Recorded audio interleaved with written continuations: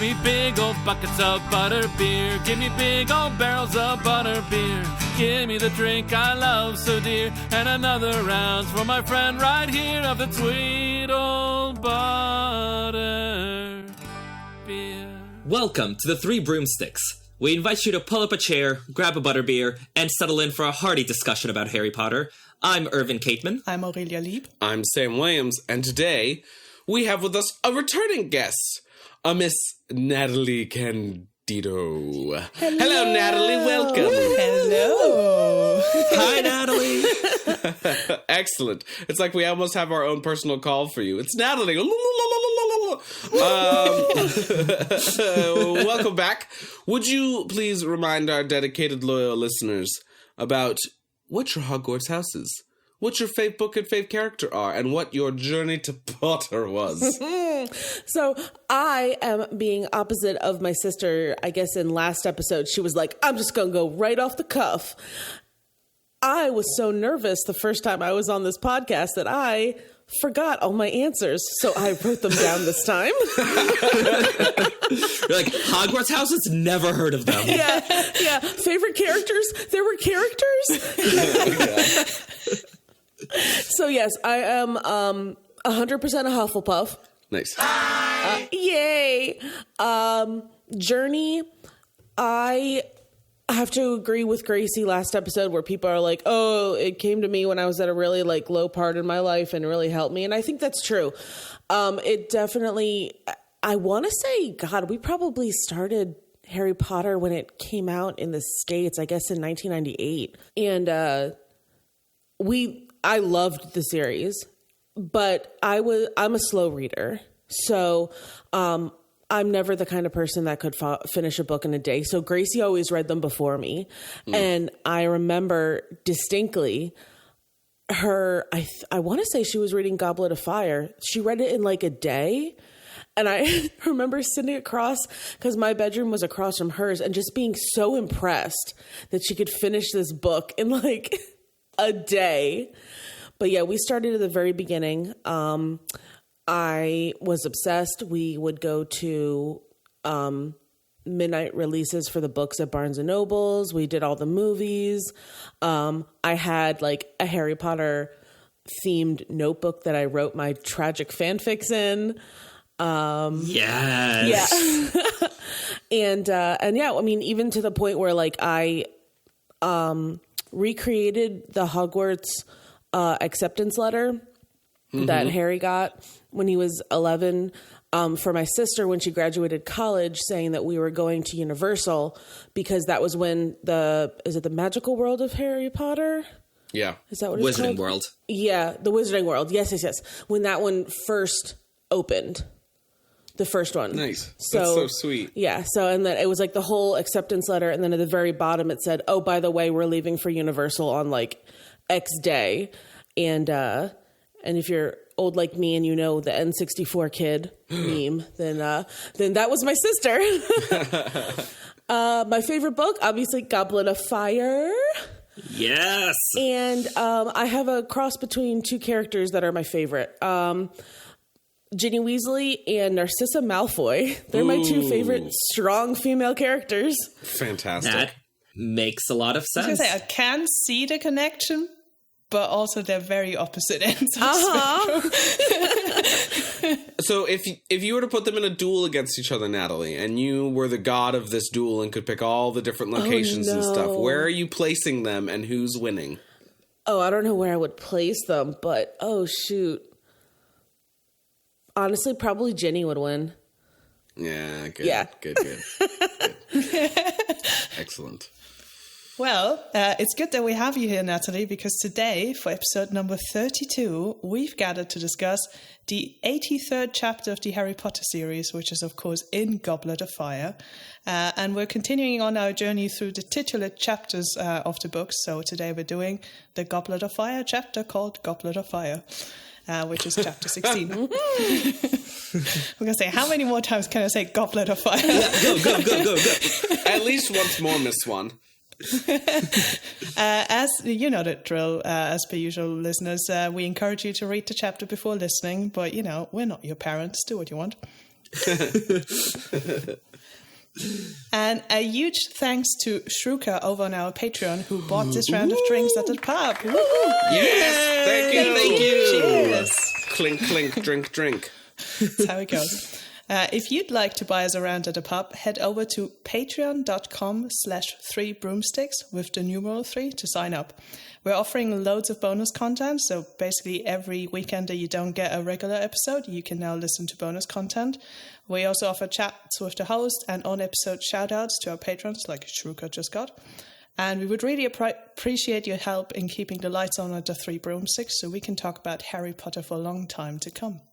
Yeah, after this episode, Aurelia and I are going to be creating our own Quidditch league with our own Quidditch players. And next time Aurelia and I are on to create Patreon content, we will be taking that league that we created and creating fake storylines and drama and a whole write-up of the sports league. It'll be great. You should definitely come buy us some drinks. That'll be great. That sounds thank you. Yes, it will be. Yeah. I'm excited. Very excited. Yeah, typical. The two jocks just want to, come up with a fake sports league. And every time it's my turn, I was like, let me tell you about my high school drama. Oh, yeah, that's also very good. Yes, and someday we'll go over Sierra's dating history. It's fine. Oh my god, yes, I cannot wait. But for now, until then, we are going to raise a toast to the comments on episode 29. This episode was our last titular chapter episode for Chamber of Secrets, chapter 16, titled, you guessed it, Philosophers. No, I'm kidding. Chamber of Secrets, of course.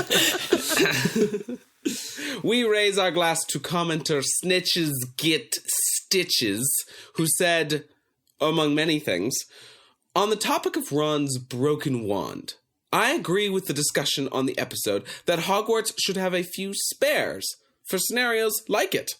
That being said, are we forgetting that Dumbledore can literally repair wands with the Elder Wand? I need to know, is Ron just too low on Dumbledore's radar to care to help him out?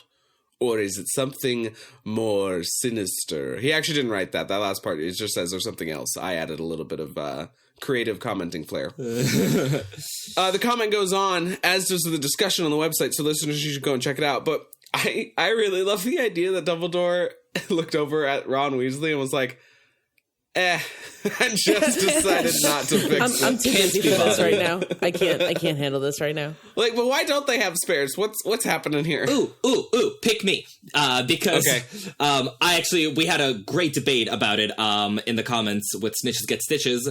But I think they don't have spares just because it would never occur to them that someone would try to last a year in school with a broken wand. Like, I'm sorry, the wands, because I did the math, Harry's wand is 7 galleons, which is, adjusted for inflation, it's about $100 in today's dollars. And I was like, I'm sorry, like, if your wand breaks, the, like, crucial thing you need to do magic, like, find $100 somewhere and get a new one. Like, I feel like it would never occur to the powers that be at Hogwarts that a student would just try to live with a broken wand. Like, that's ludicrous. Yeah, I don't know. At my school, the crucial item that you need is not a wand, unfortunately, because I'm not a magical being. That is unfortunate. It's a laptop. And we're a Title I school, so we have quite a high percentage of kids under the poverty level. And we provide them with a laptop. It costs like $300. And then we have hella spares. So many spares for the kids. And so if they don't have spare wands, that's fine. I get like the whole fact that like it's not like a laptop chooses its laptop holder. And, a laptop will work with anybody that comes over. It's not like it's like, I don't like you and won't work. Although sometimes it feels like it. But I just don't understand why they don't have a fund that you can dip into to just be like, oh, hey, the poor students, here's some money for you to get set up. Because they do have that for Muggleborns. Dumbledore talks about it with Tom Riddle Sr. Nope, not Sr. Tom Riddle Jr., the evil one. Yeah. The more evil one. But how do you know they don't? Like, we're never That's true. told that. Maybe Molly and Arthur are too proud? Yeah. I think they just didn't know about it. Like, I firmly believe that if Ron had written home and been like, hey, I broke my wand, they would have been like, well, dude, like, here's a new one. Like, I think Ron... Because Ron says he won't write home for another one because, you know, he'll get another howler. Yeah. The thing, though, is that McGonagall is aware of the scenario. It's like, for real. She should at least bring it up with the parents or, you know, figure out a solution. She bought a broom the year before for Harry for no good reason, really, if we're being honest. So it's like, then she just was like, this kid that has to do magic in my class with a broken wand, I'll just ignore it for a year. So, actually, Absent-Minded Raven in the comments had a really good theory for that one, where he said that it seems like wands are a very personal thing. And it's probably considered the height of rudeness to offer to replace someone's wand, or even to suggest it needs replacing to someone else's family. So I think McGonagall would just consider it too gauche to bring up to Molly and Arthur. Because, again, Ron should just write home for one. Because she does tell Ron, hey, that wand needs replacing, Mr. Weasley. Yes. But I'm not going to do anything about it. Yeah. She could, as the head of house, she should be writing home to say, hey, by the way, this is the current status of your child's wand. We have, like, a mentor program at my school, and whenever we know that there is, like, I just did a GoFundMe for a kid's glasses because she hasn't been able to see all year because her folks doesn't have money to pay for glasses. So, like, I wrote home and said, hey, I'm doing this, and raised $300 and we got her new glasses. I don't understand why McGonagall's not doing that. Like, because there's no wizarding internet. She can't set up a GoFundMe. But she bought Harry a broom. Care about the students' well-being. Oh my God. Where are we? Hogwarts. Well, for real, Hogwarts is the answer for that. They locked a corridor on the first or the third floor their first year when anyone who knew Alohomora could get in. It's fine. They don't care about their students' well-being. They told their students not to go. Instructions were very clear. Yeah. To anyone who does not wish to die a most painful death, they spelled it out. And that worked so well. Well, I'm saying, do we hear about any students being eaten by Fluffy that year? No, so I think it did work. Oh, did we hear about it? No. Did somebody go exactly, missing? It's maybe? an inside job. They covered it up. Yeah, for real. Squirrel stepnephew. Yes, I want to read about this epic conspiracy theory to cover up all the dead bodies at Hogwarts. You don't need to hear about it. They when Dumbledore found out that there was a basilisk, that there had been a basilisk in the Chamber of Secrets, he didn't shut down the school and send everybody home in case there was a second one. He was like, cool, basilisk. Yeah, that makes sense. Well, what are the odds that there would be two basilisks in the same school? I don't know. That's why you have to shut down the school and send everyone home. They put Dementors at the school. Yeah, and then they were like, oh, someone just broke in. Let's put all the students in one room so it's more convenient to kill all of them. With ghosts and prefects guarding them. Ghosts. What's the ghost going to do? They're going to yell, boo! Maybe if enough ghosts are concentrated in one area, it freezes the person to death. Listen, I think running into Moaning Myrtle would dissuade a lot of murderers from pursuing their nefarious ends. But not serious I think having Moaning Myrtle in that room is going to dissuade a lot of people from sleeping. So. Touche, but I feel like that would be a really nice thing for Myrtle. She could finally have a sleepover with students like she never got to when she was alive. She'd be way too horny for that, bud. I was gonna say. I mean, I don't know what kind of sleepovers you've gone to, but, like, I think some sexy pillow fights would do her good. She's just with all the Quidditch captains. Like, all right, now everyone take off their robes. She could technically leave the bathroom if she wanted to, right? She just chooses not to, right? Okay. She does, because we see her in the lake. Yeah. I mean, she doesn't choose that. She gets flushed, but, you know, same thing. Which is so weird. How does physics do that? Like, does she just decide, oh no, I've gotten flushed, and then make herself go down with the water? Yes. It's 100% her being dramatic. Oh, okay, great. Maybe it's just like a fun water slide type thing for her. I think so. Well, because, like, it's not like all the poop and stuff touches her, because she's a ghost. So I think she 100% just goes, wee! It's also worrying that they just poop into the lake. Yeah, that is worrying. They used to just vanish it. Where do you think sewers go? Well, they go usually to somewhere where it gets cleaned first before the water goes back into nature. Is that true? Like a water filtration plant. Yeah, that's how you can get recycled water. Huh. Finding Nemo is not accurate if that's what your source is of how... Wait, it's not? Wait, Pixar lied to me? Guys, I'm learning so much on today's episode. Oh my god. A newsflash, all poop goes to Irvin's apartment. Ghosts are horny and poop goes to Irvin's. I mean, listen, sometimes when they haven't taken out the garbage, like, it kind of smells like it. Oh my god. That is the strangest thing about New York, is just walking around and being like, there are trash bags on the sidewalk. Oh, dude, don't get me started. Ugh. Is that... I heard that was being outlawed. At, like, a glacial pace, it is. Because, see, our last election was between a completely incompetent boob and a capable woman who was gonna fix all the sanitation in the city. So, guess which one we elected? Yeah, booby. The boob. Yeah. I have opinions about New York City politics. Shall we talk about Harry Potter before we do that? Please. Today, as noted earlier, we are revisiting Goblet of Fire's chapter called Goblet of Fire.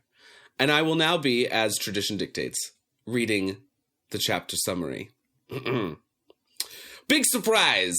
Ron Weasley is the most uncultured boy in the world. Between drooling over his favorite sports star and mistaking French for a sneeze, Ron shows about as much intelligence as that teaspoon he uses to measure his emotional capacity. He is, however, a teenage boy, rife with hormones for the horny, and somehow not altogether wrong when he blames his stiffness issues on Fleur Delacour's Vila prowess and powers. Still, at least Fred and George take some attention off of him by discussing how they'll fool the greatest wizard ever, Albus Dumbledore, by making an aging potion overnight, aging Fred up just enough to dull his reactions 3 years from now, and therefore killing him. Wow. Wow, Sam. Wow. I did not expect that big of a reaction. But don't worry, they'll create that aging potion and walk off scot-free across that age line. Ron definitely doesn't notice how Harry never answers his brother when asked if he will try and enter the tournament, and he's super not paying attention when Harry says he would have entered his name the night before when no one was watching. Ron's all too consumed by Hagrid's horrifying choice of interests, pets, classwork, hairstyle, suit, but not at all horrified on Hagrid doubling down on slavery being cool since the house elves like it. Speaking of needing to sort out your priorities, Ron gets to hear how much Hermione doesn't like it that an adult wants to hang out with another adult instead of 3 teenagers that visit his personal bedroom all the time. And Ron's worst nightmare, a non-Gryffindor becoming Hogwarts champion, gets worse when his actual worst nightmare, Harry becoming any more cool, popular, attractive, interesting, destiny-fulfilling, and tragically heroic, is realized. Out pops a 4th wizard champion, bound by a monologue from Dumbledore on the contrivance of champions being forced to compete, or else what, Dumbledore? I'll never tell. I'll never tell. And lo and behold, the 4th school has chosen one wizard champion, Harry Michael Jeffrey Jordan Potter. Chosen one, boy who lived, an eventual sister f***er. Who didn't see that coming, Ron?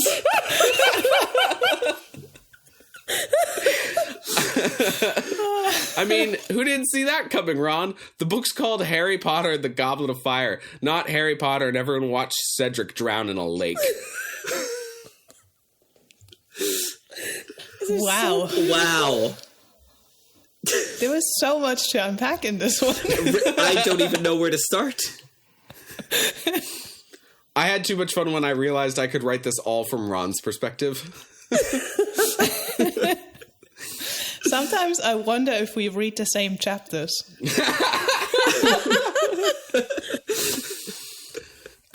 Is this not what you got? Is this not what you saw? No, not quite. There you have it. That's Oh my God. Goblet of Fire's Goblet of Fire. And I managed not to say Goblet of Fire once in the chapter revisit. Well, I've already covered that in the beginning. So. In the beginning, yeah. Okay, well, let's dive in. We wipe a tear and let's get going. So we begin with all the foreign visitors showing up, right? They showed up in the last chapter, Bobaton and Durmstrang.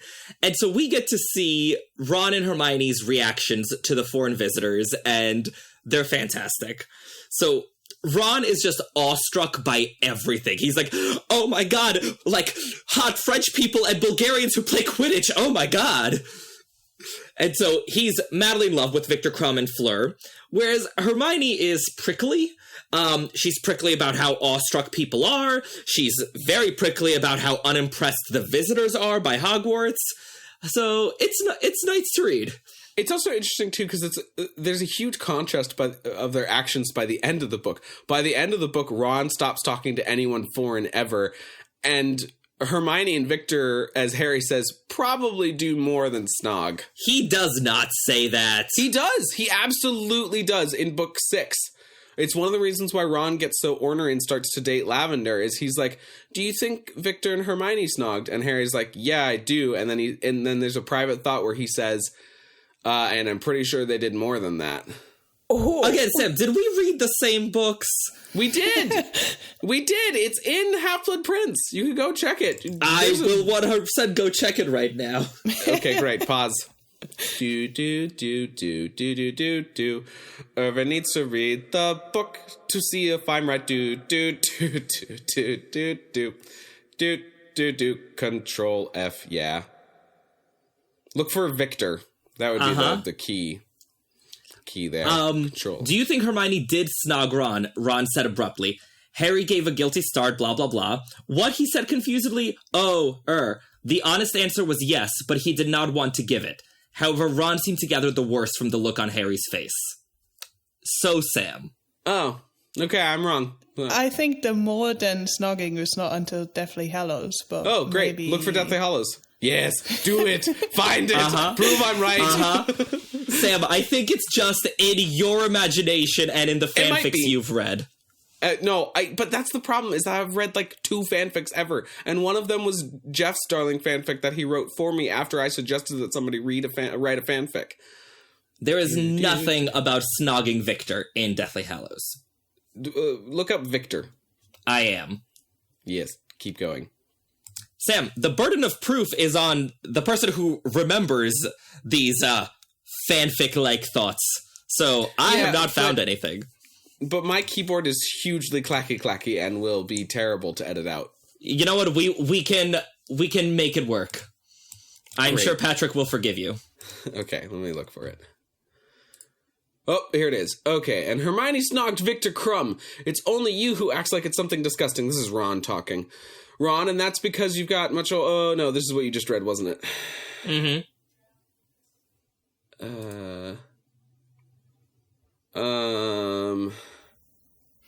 I love that we got like 1 point into the doc and now we've already derailed. Yes, however, if you could see the smug look on my face as I sip the tea, I it's can 100% see worth it. it. I know you well enough, Irvin.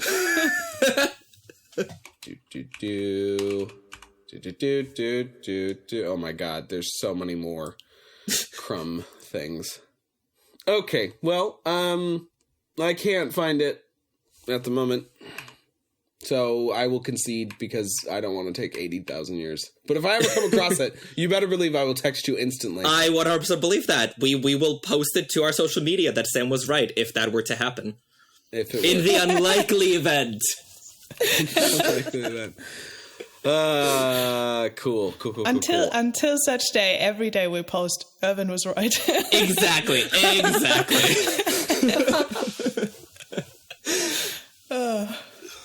All right. Yeah. Second point of the podcast. But my point still stands, though, in terms of the differences of what they do. Ron starts hating all foreign people, and Hermione basically makes out with one for a long time. Yes, that is true. Which, like, it is fun, right? Because in many ways, Goblet of Fire is about sort of, like, their attitudes towards these foreign visitors and sort of how they evolve. I mean, in a way, it makes sense that Ron is more excited about foreign visitors because he would not have traveled out of the country. I'll take it back. He's been in Egypt the year before. As I was talking, I was like, nope, that doesn't make sense.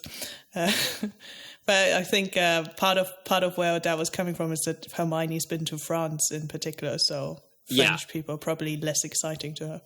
Right. Except, like, going England to France is, like, you know, going, like, New York to Pennsylvania. Like, I don't think it's as big a deal as we think when we're like, oh, she's been outside the country. It's like, no, she's been, like, 45 minutes away. Well, they do speak another language, though, so it's... That's true. I did have that pick me, like, I'm not like other girls feel when I was listening. Because I was listening to the audiobook and I'm driving and I'm just thinking to myself, Hermione, just let people enjoy things. Like, she's just like... No, not if they're wrong for enjoying them. Everyone's Don't so yuck someone's like, yum. excited. Yeah, like... I don't know. I was just listening to it, and she was just trying so hard with the other girls that were like, "Do you think he'll sign my whatever with lipstick, or does anybody have a quill?" And she's like, "Oh my God, you're so annoying." I mean, she's not wrong. She's not wrong. She's not. That's true. As the Ravenclaw say, she's not nice, but she's not wrong. Sorry, I continued looking for it for just a second and lost track of where we are. Is it my little red how sad is Ron's life thing? No. So we were talking about Ron's reaction, and so we can zero in because he is madly in love with both Crumb and Fleur in, well, slightly different ways, but not that different, let's be honest. And what I found curious about this is that Ron is like, you know, Hermione, he's one of the best seekers in the world. I had no idea he was still at school. And here's my thing.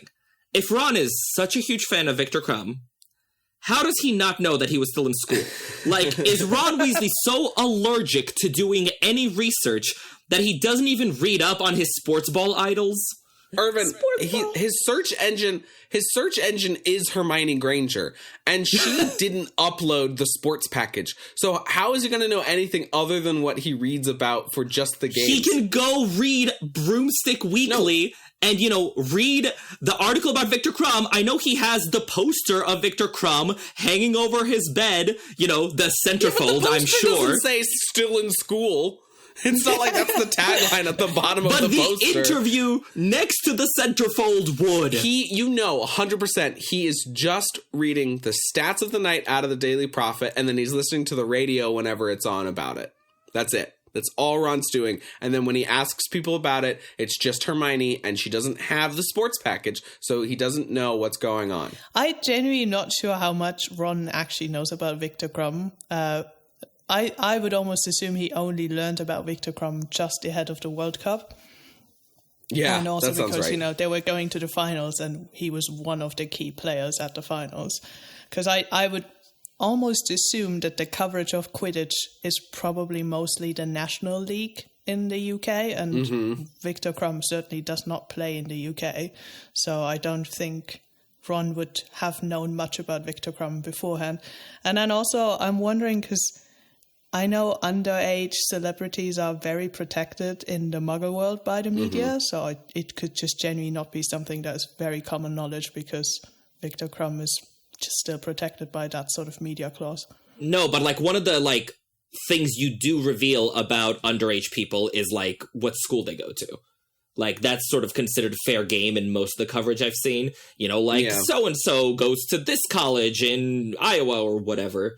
Yeah. So, like, that's sort of one of the few things I would expect people to know is that, like, he is a student at Durmstrang. To Aurelia's point, like, especially because Crumb is so young, so therefore he's probably not been playing that long.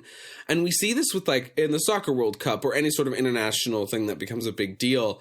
You know, these teams come on, these unknown teams, and suddenly there is a player on the Argentinian team or on the Japanese team or on the Ghanaian team where oh my God, look at that guy. I had no idea this guy existed, because now they're on the national stage for the first time, or the international stage in this case for the first time. And so I wonder if Crumb's sort of a big recent star in that it's been his performances in snatching wins for Bulgaria and continuing to go on this tear that brings him into the national spotlight. And so Ron's not like reading tons about that. It's a lot of it is probably just hearsay and stuff. A bandwagon hopper. Yeah. Yeah, I could definitely see that Crumb was maybe a known name in Bulgaria, but then he'd only really become famous internationally with this Quidditch World Cup.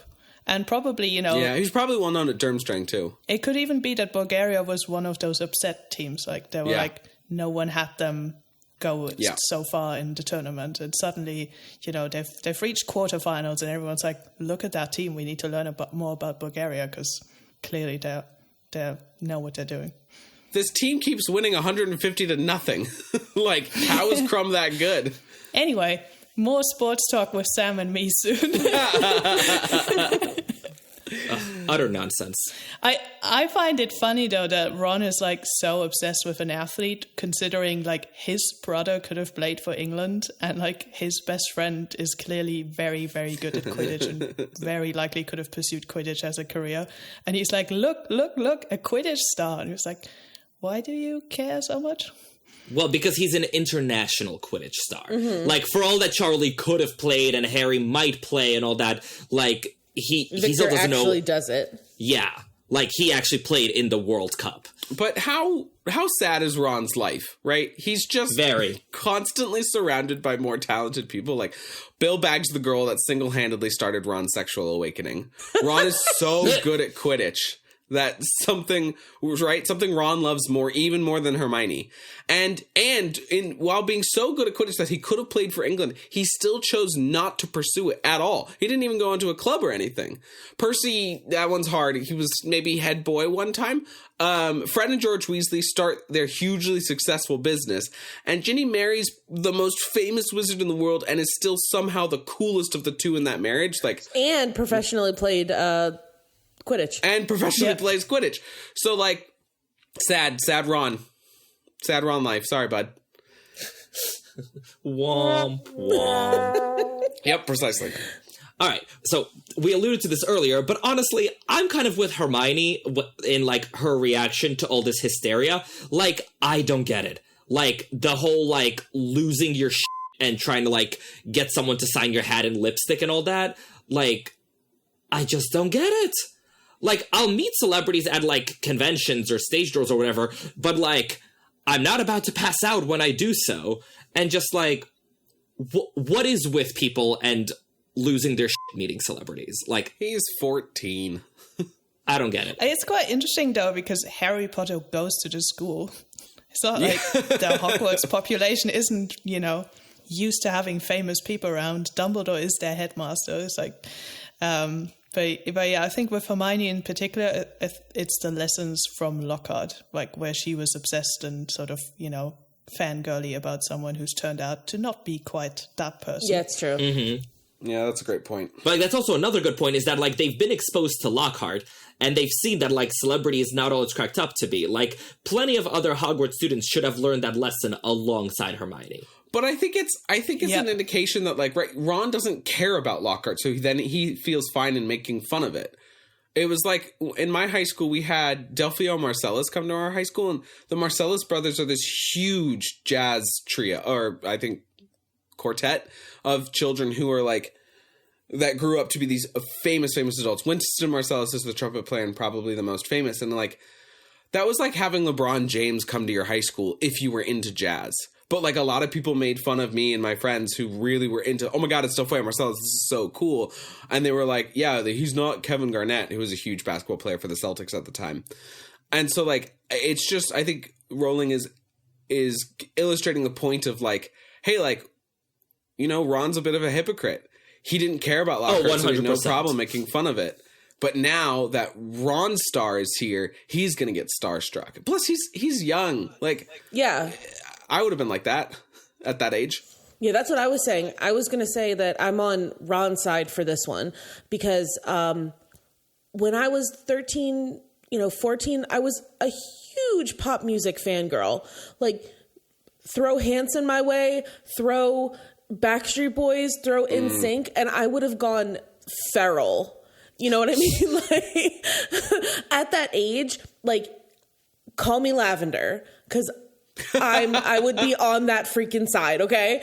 But now that I'm older and I have that maturity behind me, it's like you think to yourself, they're human. Like, that they're doing their thing and they happen to catch a break and now they're celebrities or, you know, sports, you know, gods.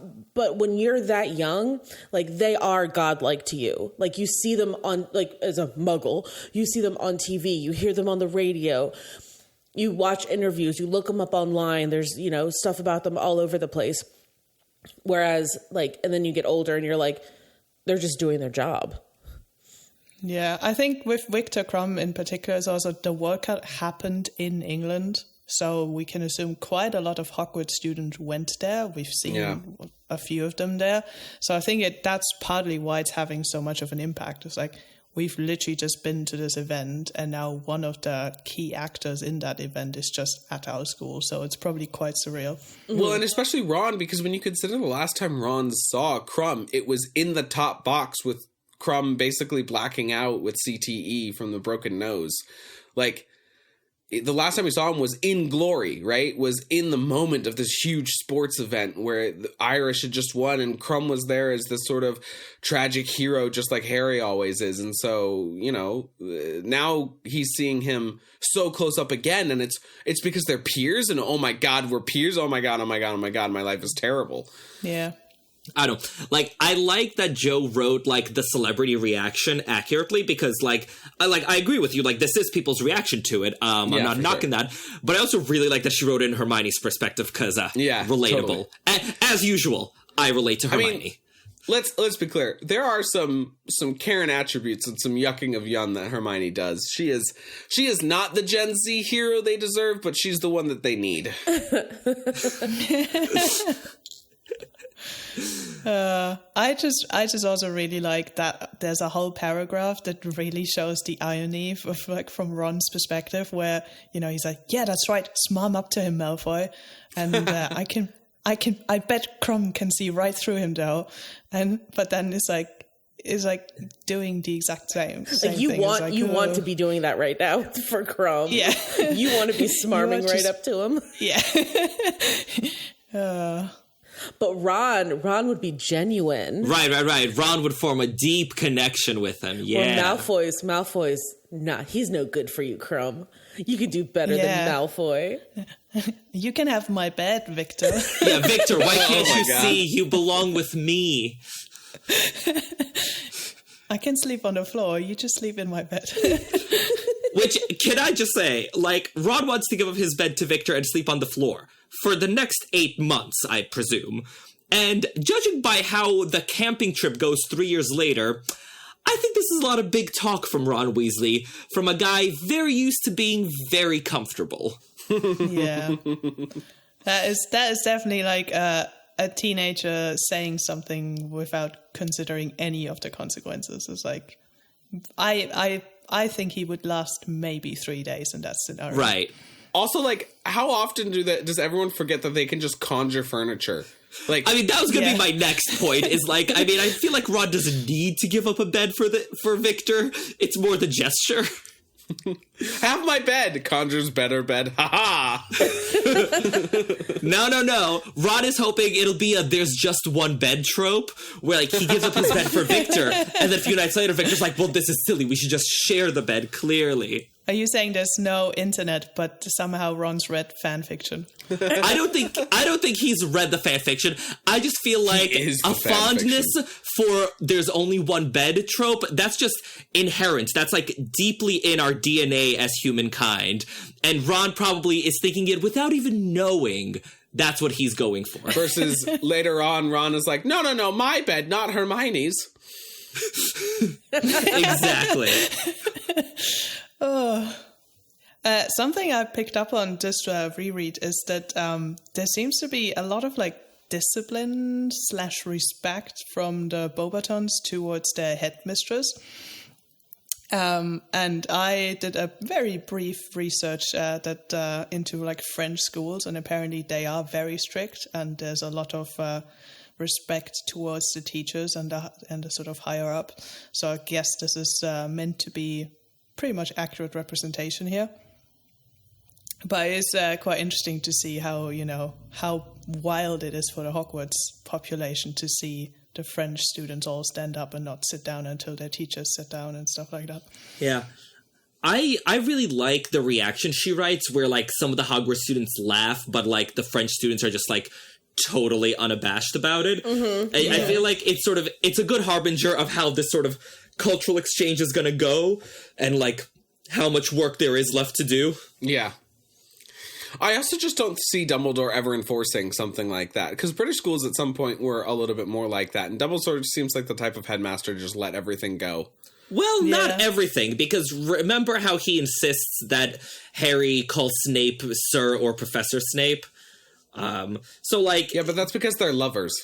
What? Sam, what fanfics have you been reading? Because, ew. No, sorry, that's just my Harry Potter musical. My butt. Yeah. No, that's just my Harry Potter musical watching. Okay, fair enough. Okay. We'll allow it. I won't. Sorry, go ahead. Now, here's what I want to know someone's opinion on. When it said that the Beauxbaton students stood up when Madame Maxine walked up onto the like stage area where their seats are, and the Hogwarts students laughed, do you think they were laughing at the Beauxbaton students standing or at Madame Maxime? Oh, the students standing, 100%. You think so? Yeah, because I was torn. I was leaning towards the students standing, but at the same time, it's like she's different looking, and kids are cruel. You know what I mean? Yeah, but they're also used to Hagrid. Yeah, but do they respect Hagrid? No, they don't respect Hagrid, but I feel like they wouldn't laugh at the fact that he, a half giant showed up, because like. That's every day for them. Yeah, I think it has more to do with their peers' behavior and feeling like that's pretty silly rather than it is, because I think that it seems to be that there's still an air of reverence for the heads of these different schools. Mm-hmm. And so they would know, like, oh my God, like maybe some of the 11 and 12-year-olds, the really younger ones, are like, oh my God, a big woman, that's crazy. But it feels like the rest of it, 17, 16, 15, 14-year-olds are all being like, ha ha ha, what are you doing? Why are you standing? Why are you doing that? You dumb idiot. Yeah. Yeah, it's quite, cool. It's just something that popped into my head. It's like, you guys did the thing like when, you're 10, 11, 12, and like the teacher comes into the classroom and everyone sort of sings songs a good morning type thing as a class. Is that like a thing you guys did? No. Very early on when I had teachers about to retire, but everybody else no. Okay, so this is like a very like normal thing to happen in most German schools, I think. It's like everyone's like, good morning, Mr. So-and-so.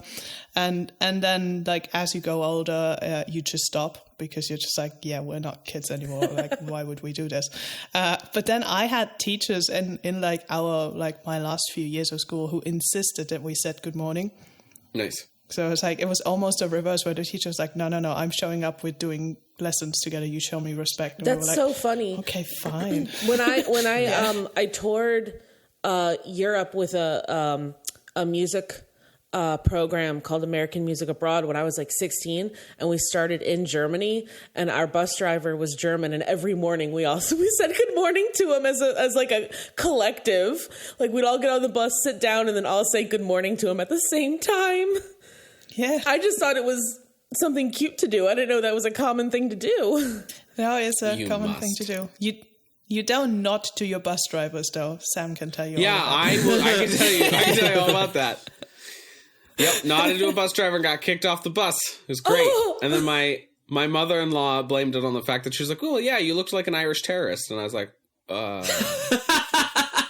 No, you just literally drew attention to you. Just don't make eye contact with anyone. Yeah, but we're American. If we don't look directly at someone and smile, we explode. Yeah. Speak for yourself.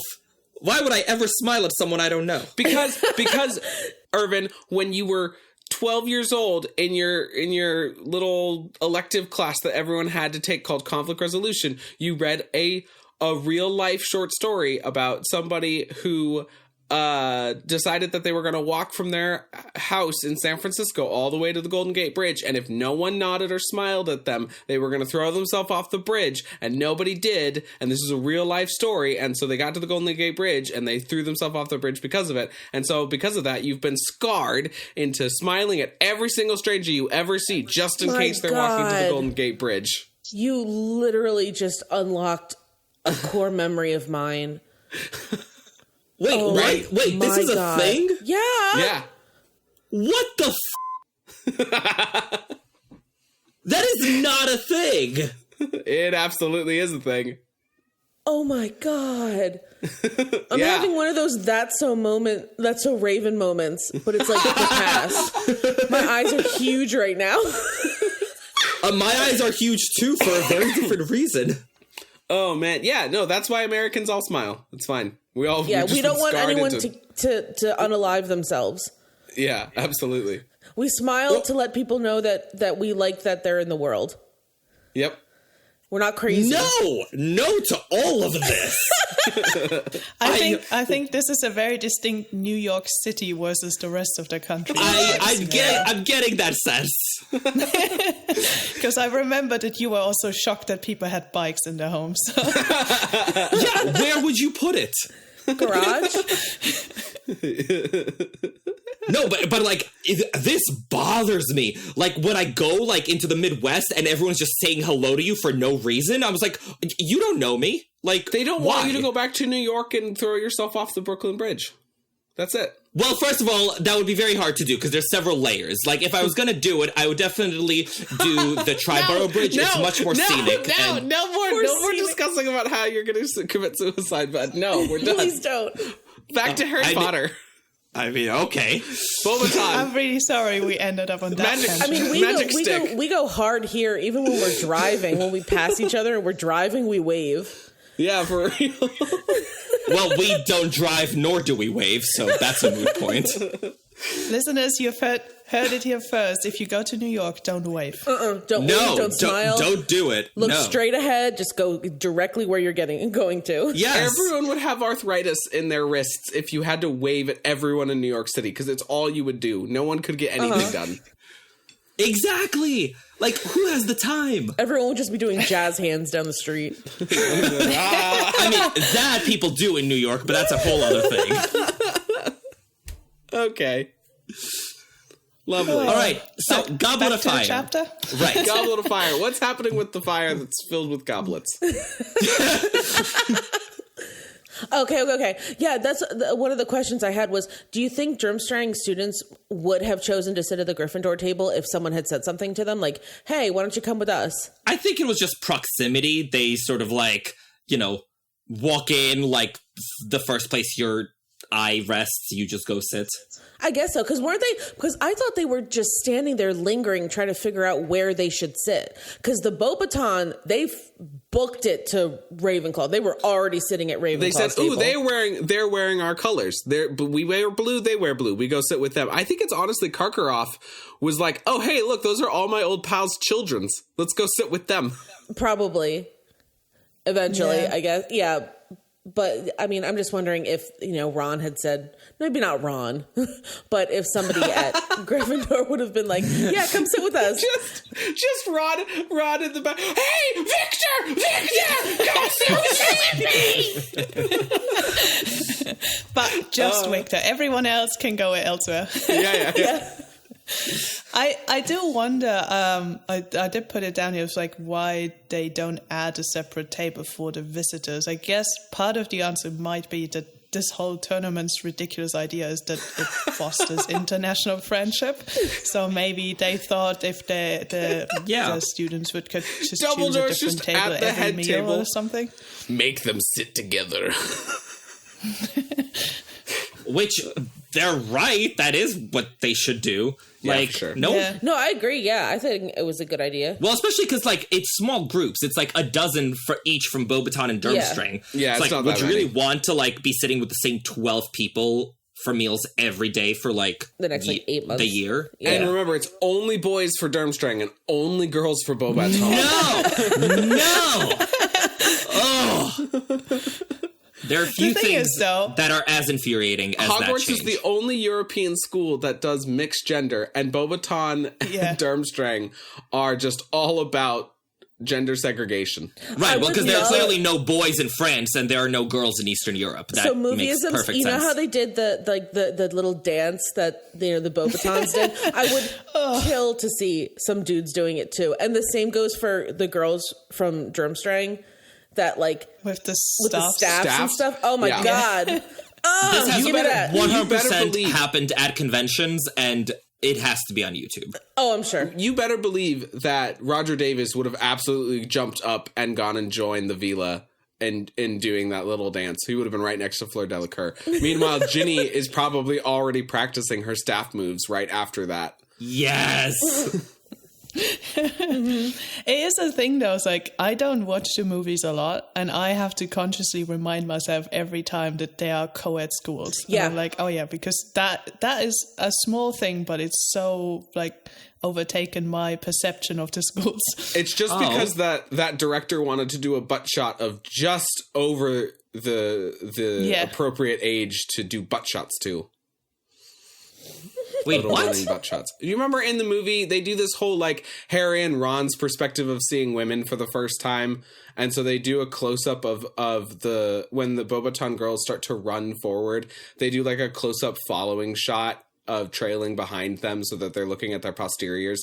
And then they do a J-cut over to Ron and Harry, clearly staring at their behinds. Oh, my God. I have no memory of this, but I'll take your word for it. It's really cringe. Yeah, I mean, do you have the time to look it up on your computer and go and find the movie on I HBO? also will not. I will not subject myself to that movie. Why, Irvin? It's so good. I mean, it's not as bad as some of the others, but I still won't subject myself to it. The ending of 3. Oh, I was going to say, if we've got 12 years. If we're starting everything that's wrong with the movies, we will be here separate episode all day. Yeah. Anyways, right. Only girls, Mars and Venus. Here we go. Yeah. But yeah. So one of the fun things about this whole cultural exchange is just Jo Rowling having a lot of fun with French, which is great because like she's fluent in French, like she speaks it freely and everything, and so just the English response to the French language, I was like, I appreciate this so much. We started with when, the shellfish stew shows up and Hermione's like, oh, that's bouillabaisse. To which Ron says, bless you, which I feel like is the appropriate response. Though my favorite one of these is when Hagrid tries to say good evening, which is bonsoir, and he says bonsoir. Oh, and Hagrid. Mind you, I have brought this to my everyday life because I work at a French company. So just every evening when we're greeting people, I will say bonsoir. And I don't think anyone gets the reference, but it amuses me, which is important. You'll make a lifelong friend the minute somebody does get it. Yeah. Right. I was like, that's when I know we'll be best friends forever. Mm-hmm. Don't create bongs out of sewers. That's too much fecal matter you're going to inhale. Unless you filter it first, right? Yeah, apparently. Yeah. Just depends on which part of the sewer you're creating the bongs from. Yeah. I was going to say, and if you're in a Pixar universe, then maybe there's fish in your bong now, so. Even aquarium bong. Fishing bong. Oh, we're so not good with staying on topic today. No. Well, I feel like this chapter is, like, a very straightforward one. It's sort of like, we need to get from A to B. So, like, we introduce the foreign people, we show our attitude towards them, and then we pick champions. So, like, when a chapter is straightforward, that leaves room for detours, which we are taking ample advantage pit of. Stops. We're checking out the big ball of yarn. We're taking pictures at I would 100% tiny do Grand that. Canyon. Like, oh my god, when I went on a road trip around New Hampshire and Vermont, I made my friends drive by the tallest filing cabinet in the world. It's like it's like 10 meters high, and it's just enormous drawers of filing cabinets stacked on each other. And I was like, well, I mean, we need to see it while we're here, obviously. Yeah. So I'm down for all of that. Nice. That's this episode. Yeah. The tallest filing cabinet of Harry Potter.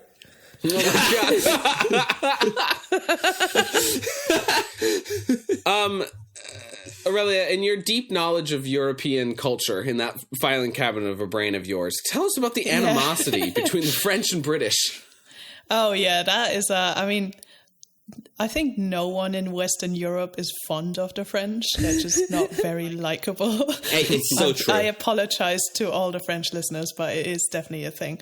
And the Brits especially love to make fun of the French, which, you know, because they were conquered by the French at some point, is part of where that comes from. But also the Brits in general, very... Like, they are very island-minded, and they're just very easy to make fun of everyone else. So it's definitely a lot of ripping of that happening here as well. And I find it especially funny because, you know, Ron's reaction to the foreign food is like, ugh, I'm not going to eat anything that I don't know. Which I'm like, yeah, because, you know, British food is like the height of cuisine. Right. We all it's know just, that. chef kiss perfect, isn't it? I'm sorry, I would go for British food over French food any day of the week. Oh, really? You continue to be more and more like Ron Weasley. You think bouillabaisse should be called a sneeze, and now you think British it should be called a sneeze. I'm sorry, if you don't pronounce 2/3 of the letters on the page, it is just a sneeze. Big news, Irvin is the most uncultured boy in the world. He doesn't smile, and he doesn't like French food. Yes. Yes, and has no time for celebrities. But that's okay. All right, fine. I give you a most un-Ron-like moment there. Bouillabaisse is actually really, really good, dude. You should try it. The unfortunate, when you do get it, make sure there's no baby octopuses in it, though, because I definitely got baby octopuses in mine.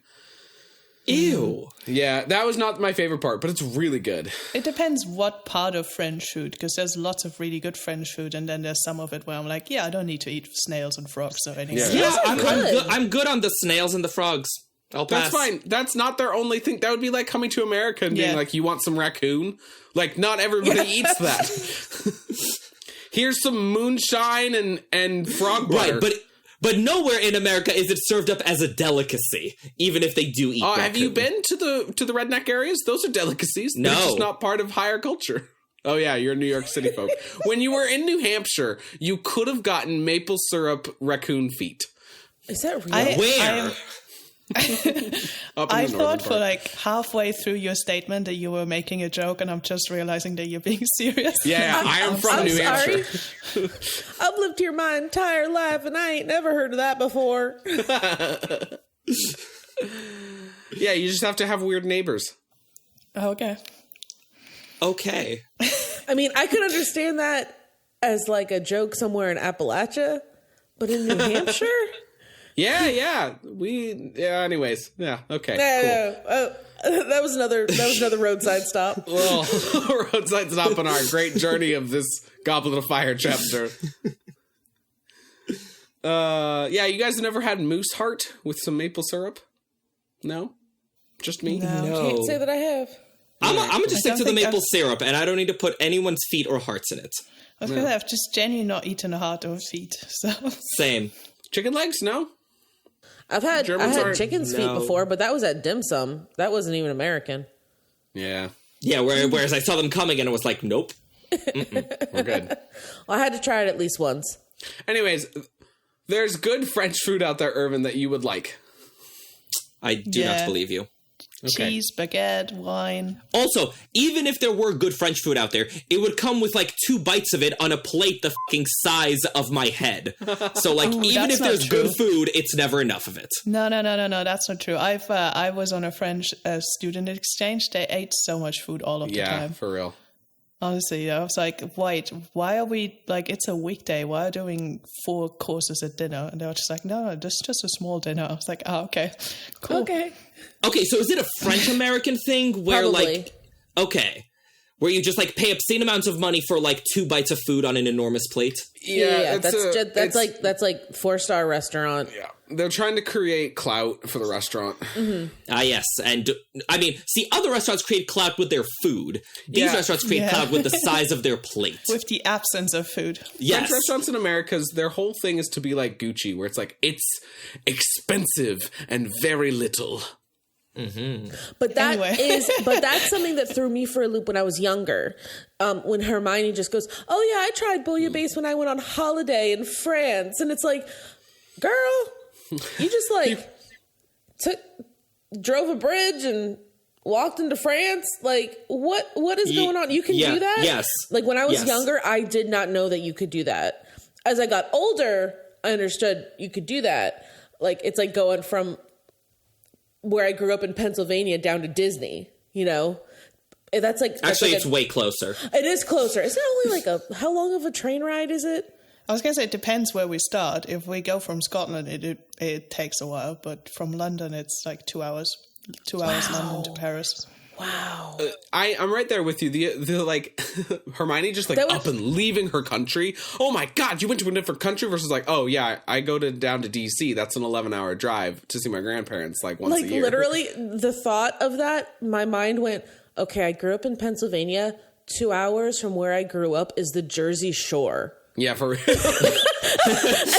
she's going from England to France. Yeah. Newsflash, Europe is better. I'm just glad I didn't have to say it. Oh no, we all know it. So that was another question I had, because when I did the European travel, I traveled with like a huge group. So we were on like 3 or 4 buses, and we had to give our passports to like the head of whatever bus, like whatever adult chaperone, because we were underage. And whenever we would go into a different country, it was like going through like a toll, and then we just kept going. So do you European have to Union. show your passport every time you go to a different country in Europe? Aside from the Schengen area, yes. Yeah. Except the Schengen area is now like Almost a everything. solid majority of Europe. Okay. Yeah. Minus the UK and Ireland. So you just drive through it like it's a border of different states? Yeah. Yeah. Yeah. Wow. And you can also just relocate and move to another country and work from there. That's part of all of that is the Schengen agreement. Huh. And actually today, Bulgaria and Romania joined. I'm going to have to good on them. Ask my husband if he wants to move with me to Norway. I'm going to go work from home in Norway.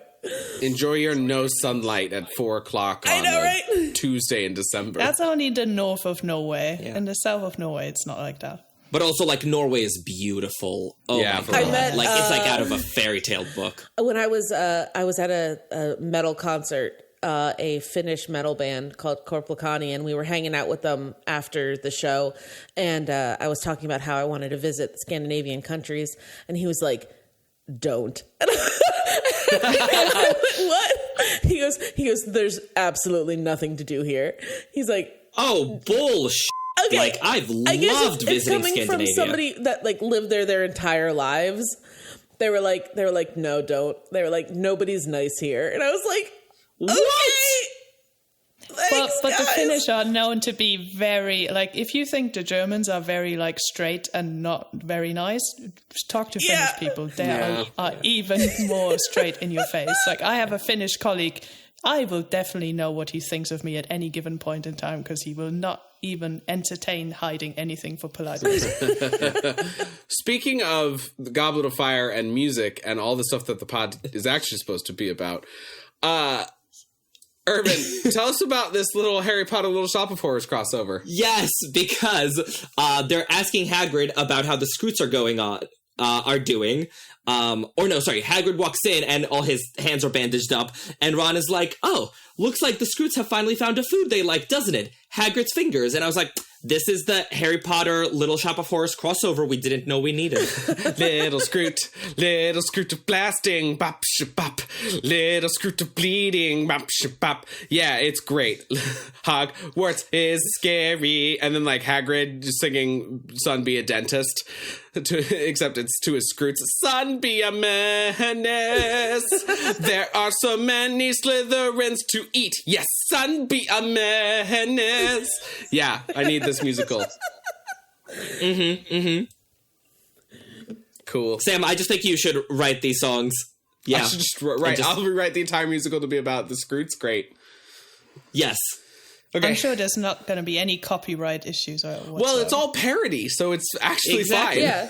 Yeah, but then Warner Brothers is probably like, oh, you're using stuff that is licensed by Stuff us. that they own on both sides, because I think they did Little Shop of Horrors the movie too, I think. So they were like, ooh, double. double trouble. It's not Disney? It's fine. Warner Brothers used Shakespeare's, and I know that that's way out of copyright, but they used lines from, what is it, Macbeth, the Scottish play, to make a song for Prisoner of Azkaban. It's fine. Mm-hmm. Yeah. Anyways, the 7 ingredients of today's special is... Do you know what? This is, I think, the first time since we've introduced the 7 ingredients that it was actually hard work finding them. Nice. Unless... I mean, I didn't struggle with the other one as much. Well, good for you. Yeah. Really? Because we had 3 attempts in the dock, and only 1 made it to 7. The others were, like, abandoned at 5 or 6. No, we literally have another special later in the doc. Yep. Did we? Yeah, Yeah. it's at the bottom. Oh.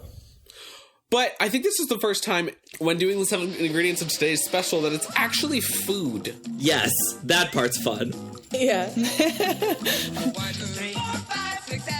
So, as you know, it's all about qualifiers. So it's all sorts of dishes, food, and drinks that are mentioned in this chapter.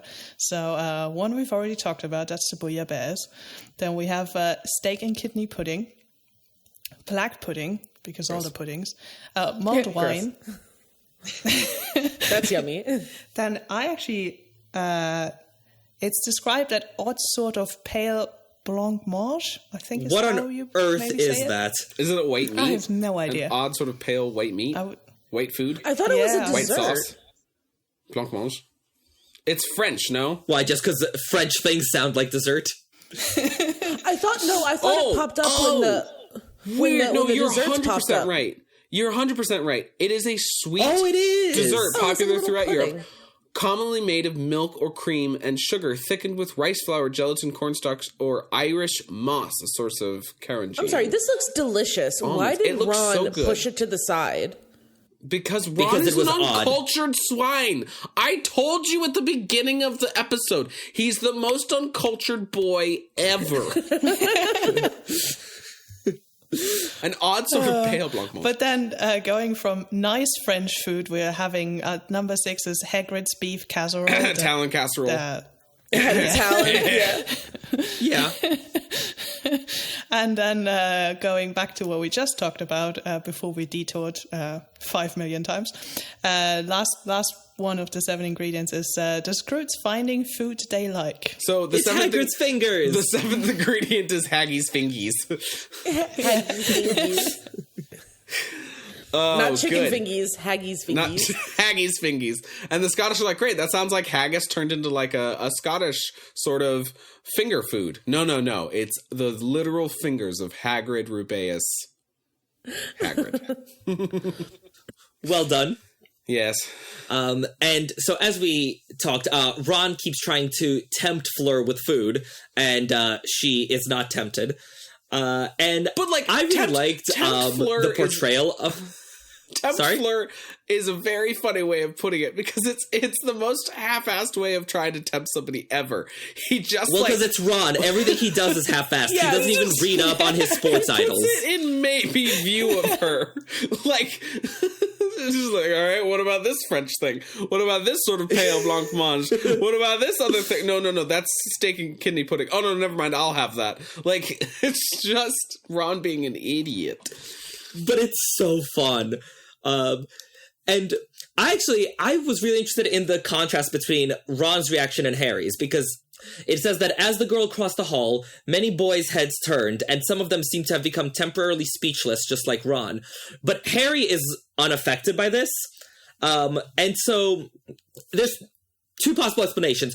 It could be that it's his resistance to, like, mind-controlling type magic stuff, because a big plot point shortly after this is his resistance to the Imperious Curse. Yeah. Or it could also just be that he's not as sexual as Ron is, that his sexuality isn't as active or developed. Until that monster shows up. Until the monster. Aurelia's most favorite description ever. Oh, I hate this so much. I do too. It's so uncomfortable. I mean, he is 4 months younger than Ron, so that could be developmentally appropriate. I think it's more story-based, like you're saying in the former one, though. I think we're talking about Harry is better developed to resisting mind control. Mm-hmm. Yeah, I think so too. Yeah. Well, it's probably not the sexuality thing, because immediately after that, when Ron is like, they don't make him like that at Hogwarts, they make him okay at Hogwarts, said Harry without thinking. Yeah. Ginny just dives in front of Harry's vision. They're so funny. Like, I love when Harry and Ron and just all these characters get to, like, be silly teenagers. Yeah. And, like, it's not as often because they're always busy saving the world, so I really cherish these moments. Yeah, you don't get them often. Mm-hmm. Yeah, it's because Voldemort's normally trying to kill people. You don't get them in the Goblet of Fire movie, because that movie is like task, dance, task, end. Yeah.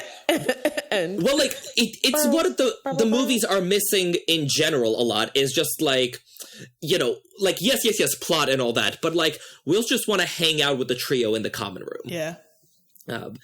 And so, going back to the sleeping thing, so Ron wondered where, Durmstrang is sleeping. He then, later in the chapter, wonders where the Beauxbaton folks are sleeping. But I notice he does not offer to give up his bed. I think he's very much more interested in sharing his bed in this case. Yes, 100%. So I was wondering if maybe it had to do with who Fleur interacted with, as opposed to, because she's only, is she a quarter Vila? She's a quarter Vila, yeah. Yeah. So, like, maybe that Vila power doesn't trigger unless it's someone that she's interacted with, even as simple as, like, a nod. But I wrote down that I want a petition of make Fleur make Lady Swoon too.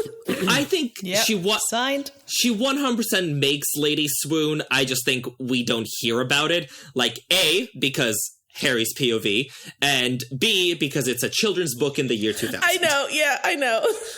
So, I think it's really interesting here that we've noted a lot on this podcast about Harry's observation skills, and but it's interesting that it's so swayed by his own perception, right? Like, so Harry is straight, so the narration over his shoulder shows Harry noticing the straight reactions in the room, but doesn't show the reactions of, like, the fact that trans men or women in the Great Hall may have different sexualities, and so also might be swooning. It's just Harry is observing what Harry understands in that moment, which is a fascinating little look into the way in which the narration is there, and also what the author is comfortable writing about. Mm-hmm. So, now that we've met our foreign visitors, let's talk about the Triwizard Tournament. There's so much to unpack with this Triwizard Tournament. So first, the tournament itself, the introduction to, what all is going to be expected, that the tournament will, quote, test the champions in many different ways. Their magical prowess, their daring, their powers of deduction, and of course, their ability to cope with danger. Dum, dum, dum. And I was reading this and I was like, do we think this is an accurate representation of what is expected in the tournament?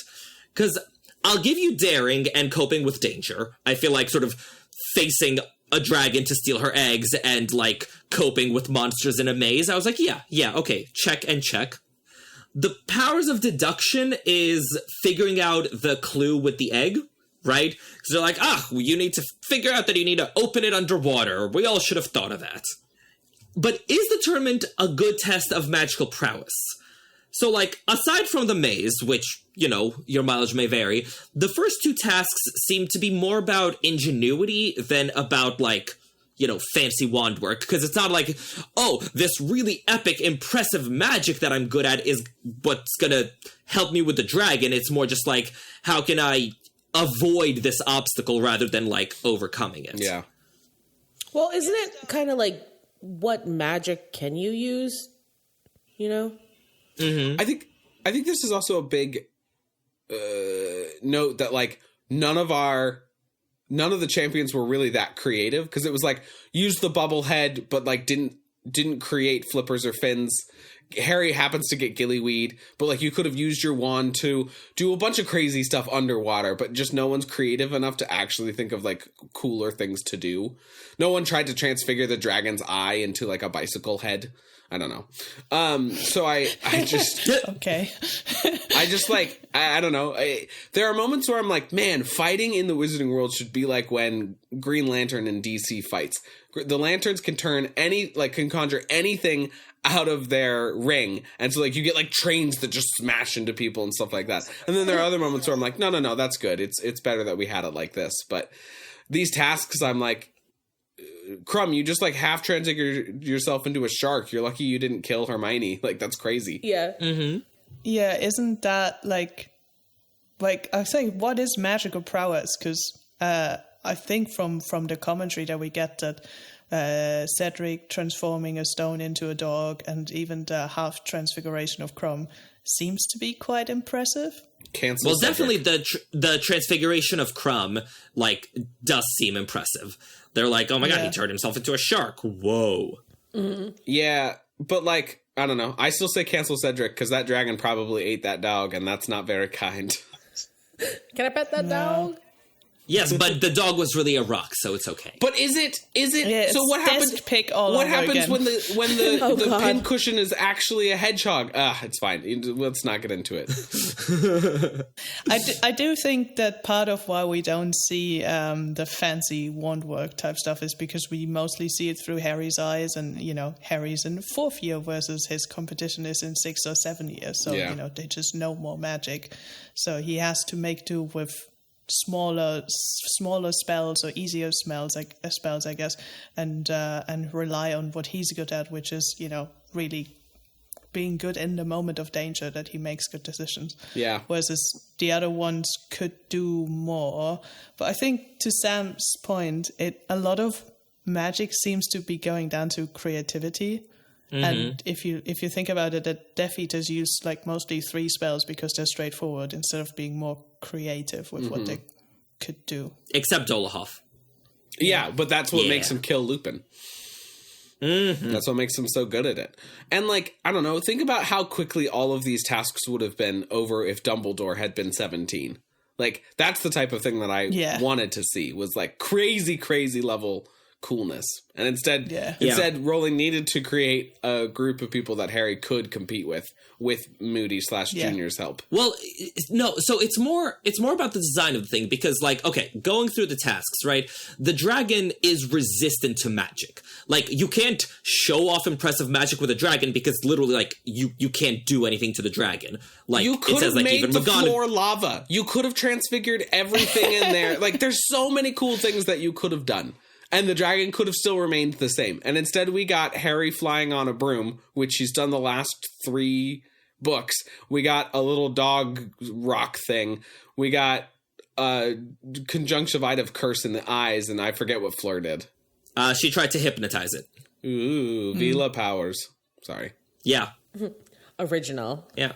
But I don't know, like, it seems to me that the answer is, like, you need to distract the dragon to get it off the egg so you can then get the egg. And so since you can't really do much to the dragon, the only solution is various distractions, whether it be dogs or boys on broomsticks.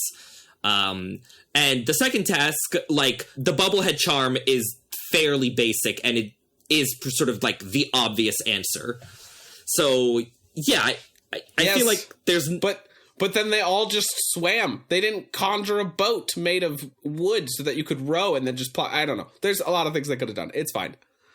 Could have made the lake lava. Oh, God. Is that your answer to everything? Yeah, tip the Gryffindor. Just make everything lava. Drain the lake. Just melt down the hedges of the maze and just walk to the center. Why not? So many people, like, you could have just Accio the egg. You could have tried to Accio Ron. You could have tried to Accio the cup. No one tried. I do wonder, though, it's like, what, like, if they had, and I have a whole rant about the judging of this whole tournament anyway, but it's like, wouldn't you imagine that they figured out, like good judges at least, would have figured out, well, this is what we expect to score, if you want to score a 10, this is roughly what we expect to see from you that, you know, equals at perfect score. So wouldn't you imagine that when they set those tasks that they had a game plan in mind? So it was like, so for this first task, this is what we think people should be doing, and then this is alternative things they could be doing, but they would get less points for it. Yeah, I don't know. No, not so much. I think they're just sort of like, you know, surprise us. Yeah. It seems like they're really excited to see what the kids come up with on the spot. Yeah. Which makes me wonder also about, like, how does the goblet choose? Like, what is the qualification someone has to have as a champion? Harry Potter and people that can go against Harry Potter. Yeah, pretty much. Like some magical worthiness. Or yeah. It's all about sexual prowess because it's Cedric, Fleur, and Crumb that... that makes sense. Gettable bags. That's it. That's all it wants. In terms of the speech, you know, the test the champions in different ways, magical prowess, daring, powers of deduction. This feels like a speech that was written by Barty Crouch Jr., but then Ludo Bagman was put in charge of actually putting things together, and he's like, big blasty dragons, make them swim, put a bunch of things in the thing where they have to walk around and face the things. Like, he just... Senior's the one that's like doing the macro level version, and then they gave Ludo a bunch of action figures to play with to create the action tasks. Figures. Here's just a box of Legos. Yeah, make some competitions. I mean, fair, because some of these tasks are real dumb. Well, and you'd think from an announcing standpoint, he would have been like, the lake and the maze are a bad idea. Yup. Be like, so we're looking at a lake. Just looking at a lake. Because it's not like they have magical drones that just follow them. Like, it'd be cool if Harry was like, yeah, this camera was on me the whole time, and then suddenly the Hunger Games started. He's got to wear a magical GoPro. Yeah. Right. I was like, I want full-on, like, Hunger Games style, like, televised from every angle. Magical GoPro. Yeah. Love that. So, when Dumbledore is explaining how it all works, he brings up the judging, where he says the champions will be marked on how well they perform each of the tournament tasks, and the champion with the highest total after task 3 will win the Triwizard Cup. And so, the way they phrase that, like, does that mean you could get the cup in the maze and not win? Like, if it's all about points? That would suck. Right? Well, because if you had, like, such a huge point deficit, like, going into the third task, like, you could, you know, get the cup and still not win. But yeah, if Fleur gets the cup or something, yeah. Yeah. Like, or do you guys think that it's like the snitch, where, like, you know, getting the cup gets you 150 points and just, like, it's pretty much statistically impossible to overcome a margin that large? If that's the case, you would think they would put something else. Mm-hmm. Like, you think, like something else other than the actual cup. It does seem like a thing that Rowling sort of wrote herself into a corner on. She's like, great, and then the cup's going to be there because that's the port key. Wait, but they don't actually get the cup until they earn the points. No, never mind what I said earlier. It's just when you get the cup, you win. So you could do awesome on the first two, or no, you could, and then if you don't get the cup, you're just terrible. Like, nah, guess I don't win. Well, no, not quite, because I think he says that whoever gets the cup gets full points, with the implication that, like, everyone else gets partial points. So, yeah, it is somehow point-based. Well, and, like, how do you earn partial points in the maze? Is it just based off of, like, geographical location as being closest to the cup? So, like, Crumb could have gotten super lost, and then fainted on the hedge right next to the cup. But because he fainted next to it, he gets third, and Fleur is way farther away. Like, I don't... No, I imagine it would be judged, right? If they actually saw what they were doing in a maze, they could give them partial points on how they're competing against the other things in the maze. So, are they seeing what happens? Harry because gets points because he solves the Sphinx riddle, so it's like... But how do they know? Because no one goes running. They don't, so... No one goes running to Fleur when Crumb decides to Crucio her. Well, they signed up for it. Yeah, they put their name in the goblet. I don't think they can see into the maze. So I don't know how they judge this task. You just put down the maze and be like, all right, so what did you do? And you'd be like, oh yeah, I took out 3 acromantula. I solved world hunger. Like, what are you saying? Arguably, it's the same problem with task 2, and they only go around it because Dumbledore happens to speak merman. So it's like, but even then, the mer people could just be like lying. So is this like the hills have eyes? It's just the maze has eyes, and Dumbledore knows how to speak maze-ish, so he can interview the maze about what happened. He's fluent in Hedge.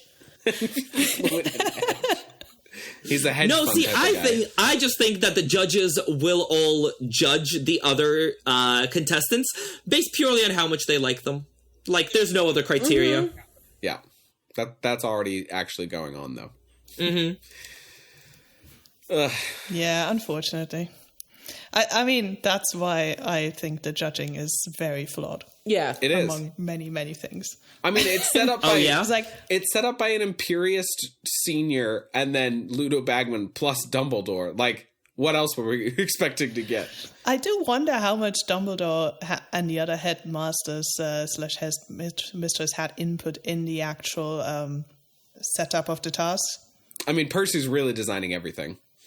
Arguably, if they are part of the judging, they either would need to know what constitutes a 10 if anyone ever sat down and decided what makes a 10, or they should be so impartial that they don't know too much about it. Yeah. But clearly they do know stuff about it. But I think, I mean, number one is like, so the judging is done by like 2 people from the government of one country, so... you know, might be impartial here or might not be impartial. And then the headmasters from the schools. It's like, really? I mean, why? I can see if you have the headmaster from each school because, like, the biases are expected to cancel each other out. Yeah, I guess. But yeah, the fact that the other 2 are all from one country is a little bit And also, like, one of them gets replaced by, like, how old is Percy? 17, 18? Like, how 18. is he a good judge? Yeah, like, that one's particularly egregious. I was like, you know what? Okay, I get the heads, I get government officials, but I was like, but really? Like, when one of your judges is out, you replace him with his 18-year-old assistant? Like, he was head there's boy once. no alternate. And also, he just graduated from one school the previous year. So Yeah. Well, and also one of the champions regularly spends the summer at his house with his family. Yeah. So, you know, he's very unbiased. And also, he 100% had a love affair with one of the other champions in the prefix bathroom. So, completely unobjective. Wait, where's that in the text? Can you bring that up? The amount of fan fiction that we're bringing up in this episode. Where in the book is that, Irvin? Can you Control F for it? Oh yeah. It's between the lines. It's the subtext. It's between the lines. Oh, excellent. But yeah, I mean, just comparing it to Muggle competitions, you would usually have the refs come from other countries of the 2 competing countries. So like they would be more truly impartial. And I thought in this scenario in particular, because we know that, you know, the OWLs, for example, they bring outside judges to mark those exams, which makes sense. So wouldn't we be able to get people like that to judge the Trivisit tournament, hopefully from another country? Because they could judge the wand work and that sort of stuff. Well, Aureo, the problem with the other country is that these 3 schools cover most of Europe, apparently. Yeah, just get someone from America then. Oh my god, you really want to bring Americans into this? Yes. I don't know. I feel like it would kind of be like Eurovision, where they, like, try to get Justin Timberlake to perform. And, like, is everyone really all that thrilled in Europe about Justin Timberlake performing? I don't follow Eurovision, but, you know, Australia is part of Eurovision now, so... Yeah. Clearly things work out. Yes, but still not the US. They're like, no, we don't want that energy. I mean, F1 comes into the United States, like the Las Vegas Grand Prix and stuff like that, so it's possible. We occasionally can get together. We can hang out sometimes. What if they brought, this is just popped in my head, what if they brought, like, Muggle? Like, someone's parent Do you know what I mean? Because it's like Hermione's parents have gone, haven't they? Didn't they go to Diagon Alley? Yeah. They couldn't see it. Obviously, no. I thought they were like, that would be amazing. Around like they were like amazed. Victor Crumb gets 0 points because he's boinking our daughter. Did he literally just turn into half a shark? He almost ripped our daughter to pieces. Use floss as a lasso and just rip him out of the water. If you can find, an American parent who has a kid that goes to, the school here in the States and make them one of the judges, that would be unbiased as heck. Yep, I think Natalie's cracked it. But who wants to listen to some guy from America being like, well, I don't think anyone should be speaking Mermish, so I'm going to take away everything Dumbledore told us, because the Mer people ain't worth shit. Now, I'm going to give Harry... They're looking a little different from us now, so I don't know if I can trust them. I don't know if I can do it.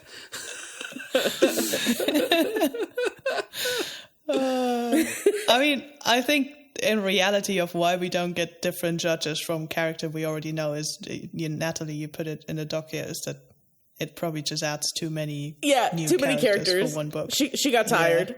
Too many people to come up with. Let's just toss some already established characters in there. Mm-hmm. But it'll be forever wild that Percy was just a judge for 2 tasks. Yeah. Yep. What I really want is Luna Lovegood, Dobby, Creature, and what's his name? The Hufflepuff that's such a d*** in book 5. Zachariah Smith. I want those 4 as the commentators, with Lee doing the play-by-play. Oh, commentators. Okay. I was going to be like, judges? No, not the judges. Seriously. Like, I think Ludo Bagman should be fired and just they get student commentators. And yes, I agree with that panel. Thank you. I'd listen to that. Yeah. Dobby advocating for 100 points for Harry just because he breathed would have been amazing. Yup. And 50 points for Harry because he went on an adventure. Yeah. Wait, no, you're judging the task. Doesn't matter. He went on an adventure. All the points. I'm sorry. Are you the judge? I don't think so. 50 points. 50 more points because he gave me attitude. Yup. It's like the reverse Snape. Just every time someone gives Dobby attitude, he gives more points to Harry Potter. Yeah, totally. And Aureo, you were saying it's hard to come up with the 7 ingredients of today's special. Well, no, it ain't, because we have another special for you guys.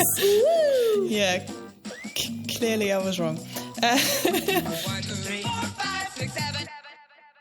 So, because the judges changed so much throughout the tournament, we have 7 judges of the tournament. So, no surprise, the 3 headmasters. So we have Dumbledore, Maxime, and Karkaroff. Then we have Ludo Bagman. And then we have Crouch Senior, who's then getting replaced by Percy Weasley, and then Cornelius Fudge. Yep. Very nice. No wonder Fudge got fired. Like, can you imagine being like, for one day in my tenure, I didn't pay attention to any of the necessary politics that we did, and I just went to a school and was like, give it to the chosen one. Yeah. And he was like, and Cedric gets 20 points because dying is a big deduction. You're not breathing anymore? Gonna have to take points off for that one, bad boy. Yeah. But I can't give more than a 6 for that. Sorry, Amos, we're gonna have to take points away from you because Cedric's dead. So that Hufflepuff House Championship that you guys won in 1972, that actually just lost to the Gryffindors. Dumbledore's like, yes! Oh, jeez. Yeah. All right. So that was the judges, but as for the students, so the students who don't get chosen, they're like other 11 Beauxbaton people and Durmstrang folks, they hang around the school for the entire year, which, like, okay, they don't need to be there for the tournament. Like, just to be clear, like, the quote-unquote tournament takes all of 5 days. Like, 1 day for each of the tasks, 1 day for the Yule Ball, and I guess 1 day for the whole Goblet of Fire thing we're doing now. And, like, transportation is super easy. Barely an inconvenience. Like, if France to England is fast, by the Muggle way, like imagine how fast it is by the magic way. Mm-hmm. Yeah. And I do wonder because presumably they have to go to school with the 7 years of Hogwarts.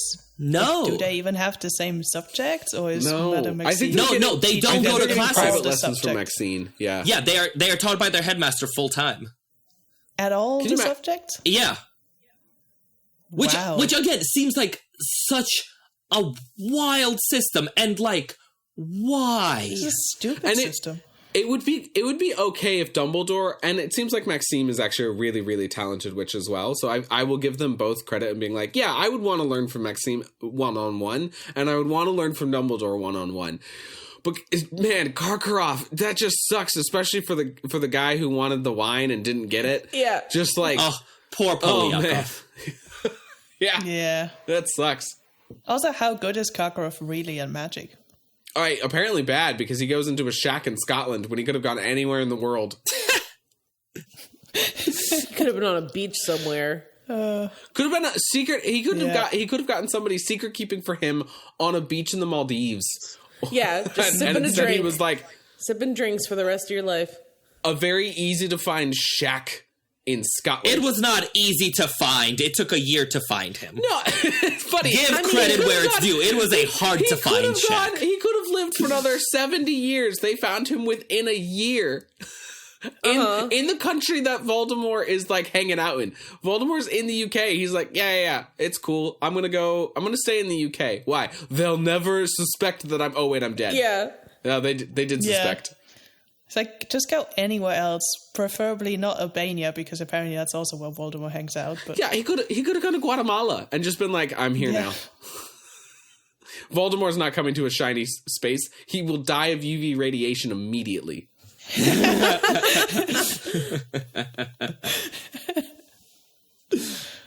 No, I mean, you're not wrong on that count. I just want to give credit for the fact that the shack was hard to find. Well, define hard, because I don't know that Voldemort is that actively seeking out Karkaroff. It feels like he woke up one morning, picked out the gunk between his toes and went, oh yeah, Karkaroff, and then just was like, oh, Avada Kedavra.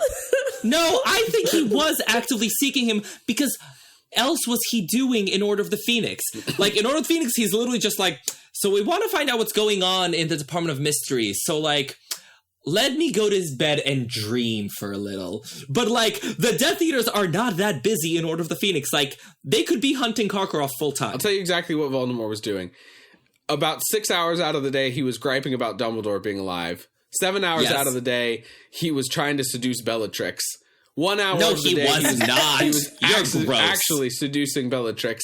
And then the rest of the time, he was sleeping, planning, and then 1 hour of one day, he went, oh yeah, Karkaroff. I'm saying even 1 hour a day from Voldemort, that's a lot. If he doesn't find your shack in a year of that, it's hard to find. 1 hour on one day, not every day. Just one day he woke up. No. I think it was 1 hour every day. I'm so glad that we're having this argument that we can definitely resolve.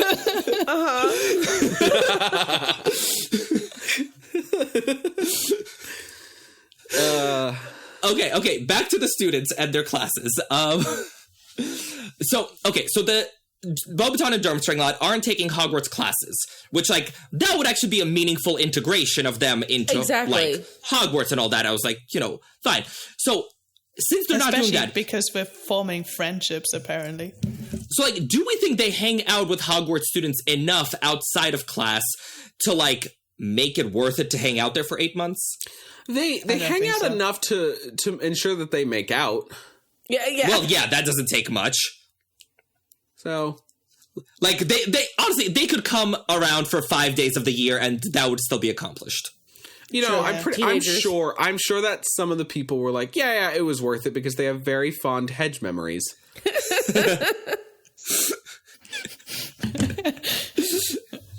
I mean, as a student, it would still be cool to be like, I spent a school year in a different country.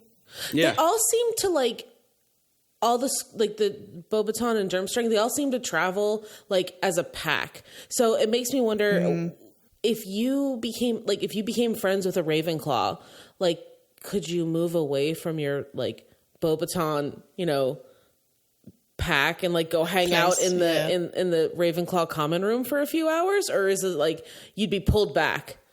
So well, not in the common room, but I think like the intent was, yes, you like befriend a Ravenclaw and like hang out on the grounds or in the Great Hall or what have you. Because if it was like the case where Madame Maxime was like, no, we have to go back to the carriage, then it's like, what's the point of being here? Oh no, I don't think Madame Maxime made them go back to the carriage. She's like, I'm teaching you guys 12 lessons a day in every subject. Like, go, be free, be away. I mean, or however many, but like she's teaching them full time. Like she's doing all of the lessons. And you can imagine that out of those 12 students, not all of them have the same classes, because by that time, in at least Hogwarts education, you don't take the full you get load to of choose. classes. Yeah. No, I mean, that whole system is ludicrous. Like, Well, and especially considering how many Beauxbaton and Durmstrang students were eaten by the Acromantula, like, there's got to be a lot less by the end of the year. I was just thinking, I now understand why this is taking place at Hogwarts, because Dumbledore was like, I don't have time to, teach 12 students for absolutely. no, like I'm too busy worrying about Harry Potter. Like at least a couple hours a day. And then also I need a couple of hours a day because Cornelius Fudge doesn't know what he's doing, so he needs me to tell him how to do his job. So can you imagine trying to do the wizarding the Triwizard Tournament and the World Cup all at the same year? Like, we'll just take everybody, all the international people. Come on. Well, because like you built up some momentum. Yeah, bring your magic carpets, everybody. 12. No, those are illegal. Bring them. Do it. And I just want to make a note on timelines. So, because this is a thing I saw like popping up in the fandom every couple months and it bugs me. So Hagrid says, I never thought I'd live to see the Triwizard Tournament played again.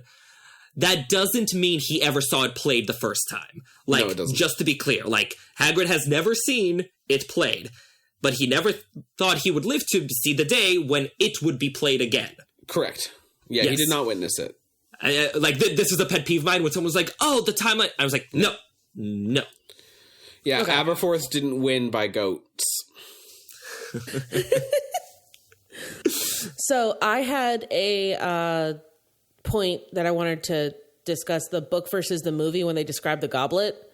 In the books, they talk about how like a casket was brought out and the casket was all pretty and had jewels all over it. But the goblet itself was described as pretty plain. And it reminded me of like Indiana Jones and the Last Crusade, where they had to pick out the Holy Grail. And I can't remember who does it, what character it was, but they choose this like beautifully like golden, and they're like, oh, this one has to be the Grail. And then they drink it and then they die. But then they're like, you know what? Going religious for a second, like Jesus was a carpenter, so he chooses the simplest looking cup as the Grail, and that's what it was. And so when Dumbledore takes the goblet out, it's described as very plain. And then the quote was, Dennis Creevy actually stood on his chair to see it properly, but being so tiny, his head hardly rose above anyone else's. How small is the goblet? Because in the movie, it's a big old honking concrete cup. So I mean, I imagine it's just big. Like a big wine glass. Like, it's just a regular goblet. Yeah. So, like, something that you could, like, hold in one hand. Yeah. And they just, like, set it on a podium. I don't begrudge this change to the movies, because, like... I don't either. Visual medium and all that. But, yeah, it is different in the books. Yeah. Yeah, for sure. Good. Thanks, movies. I still don't fully understand why the goblet is the chosen mechanism to choose Are champions. you gettable? Oreo, you were just complaining about how the judges are too biased to judge. Well, we need an impartial judge to pick the champions. Yes, but I'm not convinced the goblet is the right solution. Well, what's your idea? The goblet is only interested in shows like Too Hot to Handle and such. The Sorting Hat are best friends. Oreo, have you watched Too Hot to Handle Germany? No.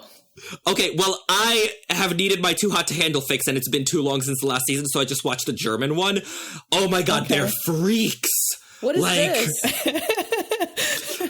Oh my god, Natalie, it is the best show ever. It's on Netflix. It's called Too Hot to Handle, where they get a bunch of nymphomaniacs together, promise them like a reality show of partying and all that, and then it turns out it's a game show where there's a huge prize fund, but every time they do something sexual, they lose money. Shut up. It's amazing. I have to add that to my list of what to watch. So Sophie and I have watched all the seasons. We discuss them obsessively. And again, I've needed my fix, so I watched the German one. If you watch it, text me and we will talk all about it because Okay. like, it is not my guilty pleasure. It is my smug indulgence. I love this show. And the way that the show got started was because the Triwizard Tournament Goblet of Fire was like, I need more hot people in my life. So the Goblet of Fire found a second life as the casting director for Too Hot to Handle. Director, yeah. That's how you get chosen. You have to put your name in the goblet. Oh my god. But in all seriousness, like, what is the criteria for choosing? I think that it sees and feels some sort of magical prowess. Basically, is that it senses the people's magical ability, and much like the Sorting Hat, it's able to perceive a bit based off of, like, I don't know if it's the DNA that's on it, or if it scans the area for the same name and is able to sort of dive into your mind. But there is some sort of magical judgment, a la the Sorting Hat, that occurs. But it's much like kind of the whole way this Triwizard Tournament gets set up. It's rather contrived, and it's surrounded by plot armor. My answer to your question is magic. Yep. Yes. Yeah. But that's the thing, though. It's like, also the binding piece, I know we've already touched upon it, is like, how does that work? And is it only binding if, you read out the name? Would it maybe not be binding if, for some reason no one saw that a fourth piece of parchment came out? No, it's binding once you put your name in. But binding how? Yeah. It's fine. We'll get to there in a second. What does it mean? If you don't do it, you die. Oh my god. So, okay. But like, or worse, that's my expelled. That is my big question around all of this, though, is like, what is because Dumbledore explains, yes, you have to compete, you can't change. Once it's chosen, you have to do it. And it's like, but what happens if I don't? Like, Dumbledore never says, and is it because Rowling is like, my readers are still too young to be like, do it or die? No, Sam, it's because this is being applied to a Gryffindor. Okay? Dumbledore's like, Harry, you, Gryffindor, must compete. It's a magically binding contract. And Harry's like, yep, okay, that makes sense. All right, got it. Thank you. Like, 100%, if a Ravenclaw was mistakenly chosen by the Goblet, the Ravenclaw would be like, no. And they're like, but you have to, and the Ravenclaw's like, but do I? Yeah. Be like, hear me out. What if I don't? Yeah. How about no? Versus Cedric. Cedric knew he was competing because he knew all the Hufflepuffs would kill him if he didn't. I mean, so it's just fooling a Gryffindor. No disrespect to our Triwizard champion. Yeah. Cedric, he's our man. If he can do it, we'll still be happy we had this chance. Yeah. Go, Cedric! We're just happy to be here. Harry wins. Oh my god. Well, I think one of the things that I'm like slightly confused about the goblet choosing mechanism, aside from the overall choosing mechanism, is if it is so powerful in doing that, why can't it then also automatically know how old a student has to be and rule them out? Because it's not part of the selection criteria. Like, the goblet was enchanted, was made to select the best, worthiest champion. If you add requirements on top of that, like, that's not part of the goblet's magic. And the goblet is so, like, epic, fancy, like, ancient magical objects, you can't with it. But then also, it seems to be relying a lot on people not making any mistakes on the slip of parchment they put in. Because I feel like if you just had one spelling mistake in your school, it would count you as a new school. Do you not know how to spell your school's name? They're all 17.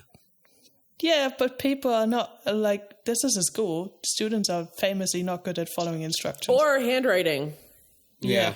Well, the handwriting thing, I think it can tell, like, what you meant to write. Whereas not following instructions, I feel like anyone who couldn't spell their school's name is not worthy of being a Triwizard champion, so that's a self-sorting problem.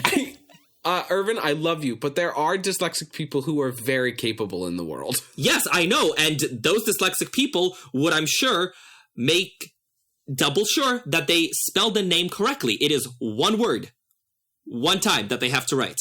Like, you'll take an extra 10 seconds on it. Maybe. Okay. I'm hearing all of the arguments for the Goblet of Fire. I'm still not convinced the goblet was the best way of doing it. Correct. That is the right way to think. Mm-hmm.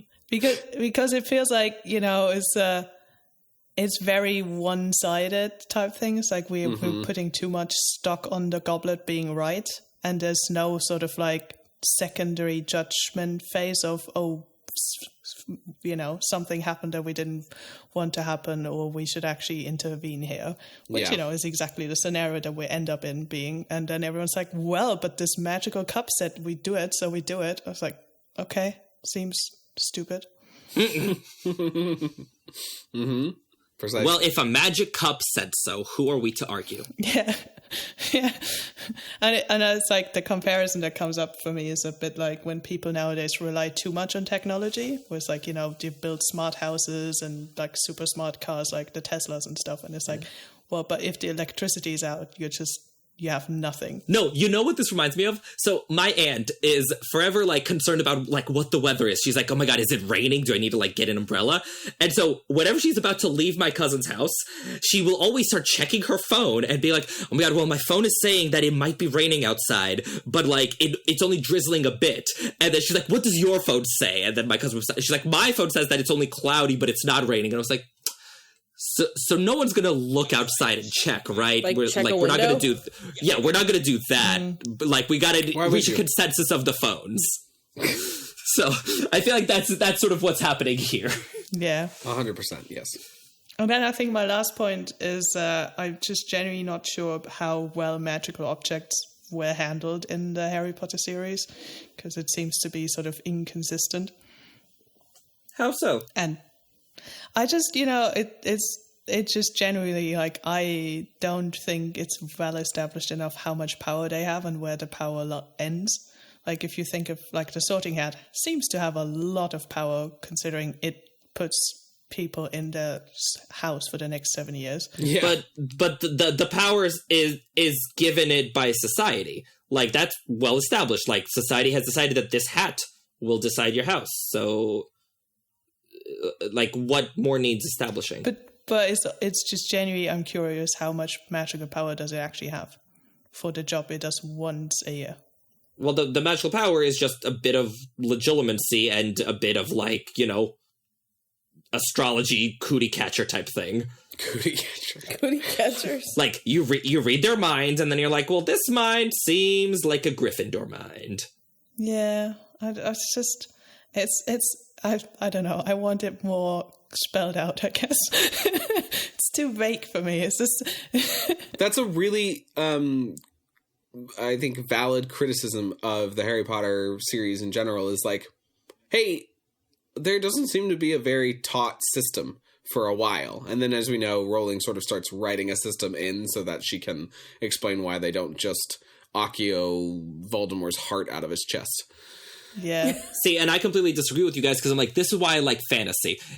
Like, I have no patience for sci-fi. I was like, I don't care how the hat works. I was like, I will accept your premise that it does, and we can move along. So, like, it's exactly what I want out of my fantasy books. It just does. It just does. Like, I will accept as an axiom that the hat can sort people. I completely understand where you're coming from, but it's almost a bit like every once in a while we throw an object in and we're like, oh, this is a very powerful object, and then the rest of the time we just ignore objects. So it's more sort of the when do we apply this like powerful magical object thing to the plot, and when is it really not a thing type. Like the Mirror of Erised seems to be quite powerful, but it shows up one book and then we're like, yeah. Yeah, okay. The Mayor of Erised would have been good to see again. Yeah, that would have been sweet. I would have loved that. Yeah. So yeah, I think it's more the general of sometimes we have objects and they seem to be very powerful and then we just ignore them for a while again. Well, the Goblet of Fire is for a very specific thing. So I feel like unless we are choosing Triwizard Champions, we are free to ignore it. Because it doesn't do anything else except pick 2 hot-to-handle contestants. But arguably, almost you could replace it with the Sorting Hat. Yeah, you could have. It's such a similar thing. It's just that they're looking for 2 different... They're looking for, like, most worthy to compete against each other versus... Can I sort you into these different things? Yeah, the Sorting Hat isn't programmed to pick Triwizard Champions. That would take so long, though. Also that. Just to I put the hat on everybody's... Well, everyone that wants to, because I would think of it as like a tiered competition where it's like you put like the hat on somebody that wants to be in the tournament, and they're like, "Yeah, you could do it. Go off to next level," and then everyone goes on to like their like level number 2, and then it like breaks it down even further until you have like 4. Further and further, yeah. Mm-hmm. That would just take too long. Makes it a 6th day that those foreign students have to stay. Oh, yeah. Yeah. But yeah, the upside of that would have been that, teachers would have controlled who gets to put the hat on. So, Harry would have never been in the tournament. Yeah. Yeah. So you would have that secondary, judgment type thing happening. And it's not just, we trust this one goblet that will know everything. But we don't trust the teachers. Also, if that happened, Moody would be like, I don't know, I think Potter deserves a chance, so we should let him compete. Yeah. And then Snape is like, he might die. Yes, we should let him compete. That seems like a good plan. Like, okay, majority rules, Harry's competing. Yeah. Anyway. All right, well, Shall we talk about age lines? Yes, okay, so talk of magical objects that are a little bit nebulous. Dumbledore makes an age line to protect, exactly this from happening. And I love the twins and their reaction to Dumbledore's age line. I love everything about this. They're so cocky. Like, the minute Fred hears about it, he's like, that should be fooled by an aging potion, shouldn't it? Yes, Fred. No way Dumbledore would have thought of an aging potion. Like, Hermione's the only one who's like, I'm sure Dumbledore would have thought of this, and they all ignore her. Yeah. It surprises me because typically the twins seem to be quite good at judging what they can get away with their teachers and how good their teachers are at certain stuff. But I think they're so cocky here that they're like, yeah, we'll get away with it. Also, how quickly can you brew an aging potion, or do they just have that at the ready? No, I guess you can just do it overnight. Yeah, it sounds pretty... they just needed a couple drops. It's so cool, because it's such a great little reminder how talented they really are, right? We get to see in for a second, like, hey, these guys are good at making potions. Even though this doesn't work, and I think that has more to do with Dumbledore's talent than their talent. But I really love the fact that they, because they're so passionate about it, they just go out of their way, school be damned, to create a perfect little thing. And I'm sure they don't have the ingredients. Like, they need to go and steal them. They need to make it. All that sort of stuff. They might not even have cauldrons, because they're not taking Newt-level potions. Yeah. I think one of them isn't there? No, we discussed this on the last episode. Neither of them is in Newt potions. Oh, okay. Well. So yeah, that's even more impressive that they will go out of their way to work in a type of magic that is not their expertise, to be like, we got to do what we got to do. Yeah. And so sticking with the twins, this is a good follow-up to our twins episode, which, everyone go listen to the last episode with Natalie's sister on it. Yay! Is her name Brace? That got heated. Yeah. Oh, it was fun. I've been listening to it. Fun. Ooh, doggy. Yeah, it's a really good episode. Good. Yeah. And so, when they're discussing the age line and everything, George immediately goes, "You'll try and get in, won't you, Harry?" And not a word to Ron. They never considered that Ron could want to do this, could be capable of doing this. They're just like, so Harry, let's talk about you. God, the twins are such instigators, too, in this situation. Yeah. I do think there's a little bit of older sibling versus, or like disregarding younger siblings. I mean, I have 2 younger sisters, so there is a moment in time when you realize, oh, they're also adults now and I should take them seriously. But at that point, that very much is not a thing. And you're sort of like, you always picture them as the small babies. You're like, yeah, it's just my younger sibling, so I don't take them that seriously. But like, why turn to like your younger sibling's friend? Yeah. Because Harry is been on the Quidditch team from year 1 and has, I think that he has a better relationship with Fred and George through that. guess. Oh, for sure. I mean, I 100% think that, like, if Ginny were there, they'd be like, so, Ginny, you gonna enter? Like, I think it's just their low opinion of Ron.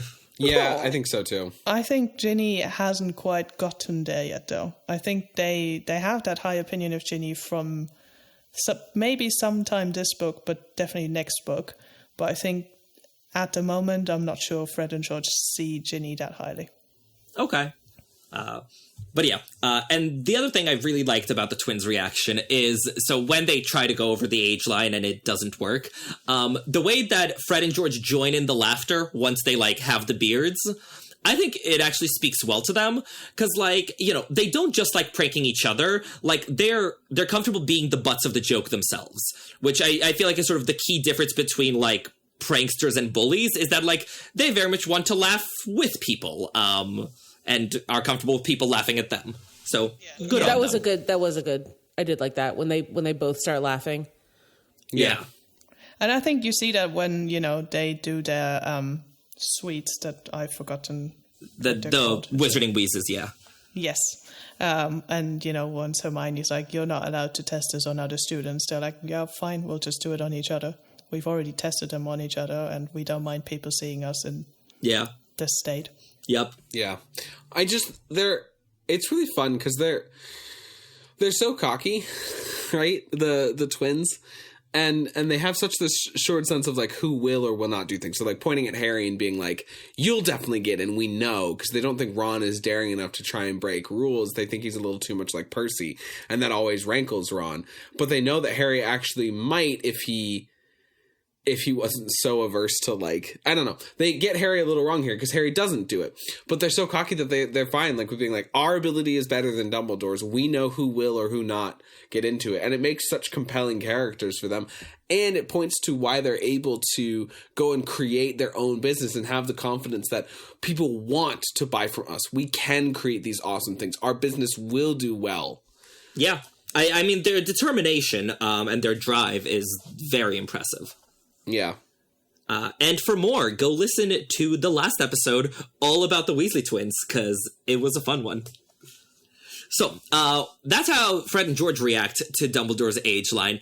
Harry, on the other hand, has a reaction that was not meant to be funny. However, he wondered how angry Dumbledore would be if someone younger than 17 did find a way to get over the age line. Never has a line from the books been made funnier by the films the way that one has. I am if only he knew. disappointed that infamous line is not in this chapter. Yeah. Because it ends with Harry's name. Yeah, it pages after. Yeah. I'm like, oh, if only it had been the calmly line. He said calmly. I wondered how angry. Turns out not at all, man. He won't be angry whatsoever. Really? Because what I saw in the movie doesn't count. The movie's wrong. Yeah. In the movie, he's like kicking down the door, right, running Harry shoving into a wall, smashing trophies. Yeah. It's like, in the movie, it's like, so this character's 120, but he can also just run a 14-year-old into a wall. Uh-huh. That's Mm-hmm. He's going to shoulder check a couple teachers to get there. Yeah. So funny. Well, and the way that the age line makes the beards grow when, like, someone tries to cross them, it's so Dumbledore. Like, just adding insult to injury is so him. And, like, it's very Dumbledore to just have a bit of fun at the expense of the rebellious students. And, like, I'm just picturing McGonagall seeing this and just, like, letting out a deep sigh. And she's like, Albus, really? And Dumbledore's, like, so pleased with himself. And also what cracked me up is that he put it in where it took a few seconds. So well, that yeah. like, he's like, I'm gonna make them think they got away with this, and then bam, you're getting a beard. Dumbledore is such a drama queen. I love it. I really would like to see Pomfrey's reaction here, where she's like, "Really? In school Another with magic, one. you also made me deal with this stuff now." For real. I mean, it doesn't seem to be a big challenge for her. Like, their twins are put right, you know, by the end of the day. Mm-hmm. See, I always reckon that Pomfrey's probably way too overqualified for a job, and Hogwarts is just very lucky to have her. Yeah. 100%. Yeah. So the aging potion that the twins use, it's the only time we see it in the series, right? Like, I can't think of it ever showing up again. No, it's a big part of the Lego games. Yeah. Really? Is it? Yeah. Huh. It's a weirdly big part of the Lego games for something that really only happens once. What is it in the Lego games? You have to constantly brew it and use it to go walk somewhere very slowly because now you're ancient, and that's how the Lego games deal with it. And then you can walk really, really only very slowly to retrieve a object that you need to complete the level that you're in. And then does it just wear off? Yeah. Sometimes it wears off before you've made it to where you need to walk because you're walking so slowly. That's really frustrating. I want to play this now. I know. I'm intrigued.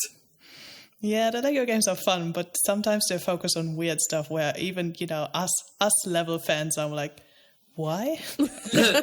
Sure. Be like, huh? And also why? Yeah, seriously. Yeah, I don't think it happens at any other time. I'm also like, I know you've put it in here. It's like, why would you, like, what do you need it for? And I think the only scenarios I can come up is like cheating about your age, making you older. So it's like, right, because like having a fake ID. It's essentially having a fake ID, but like, could you use it? Like, you couldn't. I'm debating. I was like, could you use it to like get an apparition license or something? But like, there has to be paperwork there. Like, I doubt they just test your magical age. So like, yeah. Also, there is a human element in that. So if there's like an 11-year-old is standing in front of you, being like, "I'm 17," you'd be like, "Yeah, no." Well, no, it would be a 17-year-old standing in front of you, just with paperwork showing he's 11. Oh yeah, true.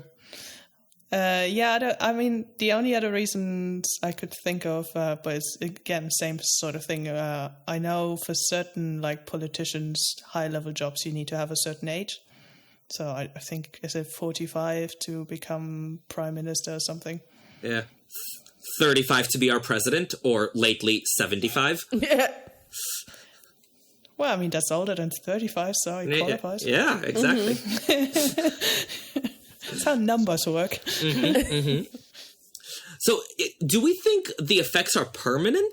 Because I guess I just, like, assumed That's why Fred dies. Yeah, like, why would it wear off? Like, what's the... There's no good reason to age yourself up for a few hours. Like, there's not really a good reason to age yourself up in general, but especially for a few hours. So, like, I always thought it was permanent, and you would just be older. I always thought it was similar to Polyjuice. That's what I did too. So it would only, yeah. I mean, definitely partially informed by the Lego games, so not sure how true that is. Or like I was But thinking like maybe 24 hours or something. Yeah, because I assumed that it was apparently a big enough biological change that it wouldn't be able to be sustained on its own, so you'd have to keep drinking it. Well, but it could just be a one-time change, like, you just... change yourself to be older, and that's it. Yeah, I guess. I bet you could take a de-aging potion pretty easily. Well, there has to be an antidote, right? Like, but if there's an antidote, I'm going down this rabbit hole with, like, zero actual information. But, like, if there's an antidote to the aging potion, which there should be, that's a youth potion. That's the fountain of youth. Yeah. Like, Yeah. do wizards have a fountain of youth? In Florida. with Ponce de Leon. Isn't there one of the Beetlebards? Isn't? No, that's the Fountain of Fair Fortune. Yeah. See, if there's a youth potion, I'm inclined to believe that one would wear off. Otherwise, everyone would just be forever young. Yeah. So, but I think for similar reasons, I'm inclined to think the aging potion also wears off, because probably it just your body just doesn't handle it and wants to always go back to where it should be. Unless, like, the youth potion, like, you can't take too much of it. Sort of like, you could take, like, 1 or 2 doses and then your body starts rejecting it. So, like, you could make yourself, like, a week younger, and then, like, your body's like, nope, we're done. I never really thought about that. I always just assumed it was the same, like what Aureo said with the polyjuice potion. You take it, it lasts for a while, and then it wears off, and you go back to what you were before. I guess it's a similar thing with the time turners, isn't it? It's like, theoretically, you could go further back in time than a few hours, but it'll just be a lot of work. Yeah. Right, but the time turners don't reverse. Like, the time turners just take you back, and then that's it. It's done. But I wonder if you could take a de-aging potion to help undo the effects. And also, I wonder what long-term badness happens with de-aging potions, because I feel like we would never see very old wizards and witches. Exactly. Unless beauty standards aren't that huge. But it seems like they are. Yeah. I don't know, I feel like this is one of those, like, potentially world-breaking, like, magical things that I was like, I have follow-up questions. I think, though, it's like, if we assume that wizards have DNA and, basic functionality is the same as our biology, potentially there is just something sort of hard-coded into our DNA that we have to develop in a certain way and at a certain pace, and so you can change it temporarily with potions, but your body would always want to go back. All right, that was a fun rabbit hole. I feel like this is one of those things where, like, I really would like a Pottermore article, but written in 2007. Absolutely, that would have been great. So we move on from the aging potion and all that to getting to know Karkaroff. And the scene with Karkaroff after the welcoming feast, he is being so Russian. So very Russian here. Like, first of all, the way he's doting on his favorite, where he's like, Victor, do you want mulled wine? Like, are you feeling okay? Second of all, the fact that his immediate solution to anything is alcohol. It's like, wine, mulled wine, that'll fix all your ills. But then, when not his favorite speaks out, you just criticize and shame them in front of everyone, where his warmly paternal air vanishing in an instant, he's just like, Polyakov, you disgusting boy. It's like, it's all so Russian. Yeah. Good for him. Yeah, like, I love how Joe wrote Karkaroff, because, like, yeah, I've seen these guys. You've witnessed this firsthand. I've 100% experienced this firsthand. He is Karkaroff. I mean, I did cosplay Karkaroff once. It was a lot of fun. Did you wear a whole wig for it? Yeah. I got, like, a bald cap with, like, sleek silver hair. Oh, nice. Amazing. Yeah. No, but the worst part was I had to have a goatee. Like, facial hair is my least favorite cosplay element. It is so annoying. So, just, yes, I had my goatee to stroke, which was fun. Nice. So for Patreon, Irvin will be, for next Halloween, doing an entire villain monologue as Karkaroff. Hiding in the shack. Hiding in the shack. Listeners, if this is something you want... And then Sam bursts in at the end as Voldemort. And shits all over my choice of shack. As a very, very short, fat Voldemort. Yeah, that's exactly right. Yeah. Okay, Sam, when I visit you in November, we're going to make this happen. That sounds great. Yeah. Listeners, join our Patreon and let us know if this is something you want to see. Oh my God. If you don't say yes. That'd be amazing. Yeah. Oh, man. Moody versus Karkaroff is such an interesting moment here. Yes. So it's one of those instances where Goblet of Fire is so good at the mystery aspect. Like, I'm just listening to 2 episodes ago, the one about Harry Potter's mysteries, which is so much fun. And, like, I definitely think Goblet of Fire is perhaps the best mystery of the whole series. And, like, everything here that, like, Moody as Crouch, or, well, no, flip it, reverse it. Crouch as Moody is doing is just, it's so clever, because it applies to both so well. Like, there's a look of intense dislike upon his mutilated face. It's like, yeah, which, like, you know, Moody hates him because Moody hates Death Eaters, and Crouch hates him because Karkaroff turned traitor to Death Eaters. And I was like, it's so good. It's so well done. And it also really helps because, you know, Moody needs Harry to trust him, or fake Moody needs Harry to trust him, because, you know, Harry doesn't stand a chance at this tournament at all without Moody's help. So it's another helpful thing that it happens just in front of Harry, and Harry can further be like, oh yeah, Moody's one of the people I, you know, can listen to and trust, and he has my best interests at heart. Yeah. Oh yeah, the way the text sets us up to like and trust Moody is so clever and so sneaky. I was like, Joe Rowling, I see what you're doing. Like, wow. Yeah, and isn't it earlier in the book, Arthur stands up for Moody, talking about how he's amazing. So, like, this is just kind of solidifying. Yeah. We also see Moody stand up for Neville, which Harry thinks is, like, something Professor Lupin would have done. So it's like, we are so well primed to like him. It's so well done. But, so, when we're talking about putting names in the Goblet of Fire, Harry says that he would have put his name in the Goblet of Fire in the middle of the night so no one watched. And he assumes that many others would have done the same. And I was reading this and I was like, I don't know if I agree with Harry's assessment. Because, I mean, Harry, like, doesn't want attention because, you know, famous and all that. But I feel like the sort of person who wants to compete in death-defying contests in front of 3 magical schools, like, I feel like you would sort of want the fanfare of putting your name in the goblet of, like, where people can see you. So, yeah, I don't quite agree with Harry's read of his classmates here. I'm not sure, and I'm sort of looking at Sam here without actually looking at Sam because we're on a call. But since you interact with teenagers every day.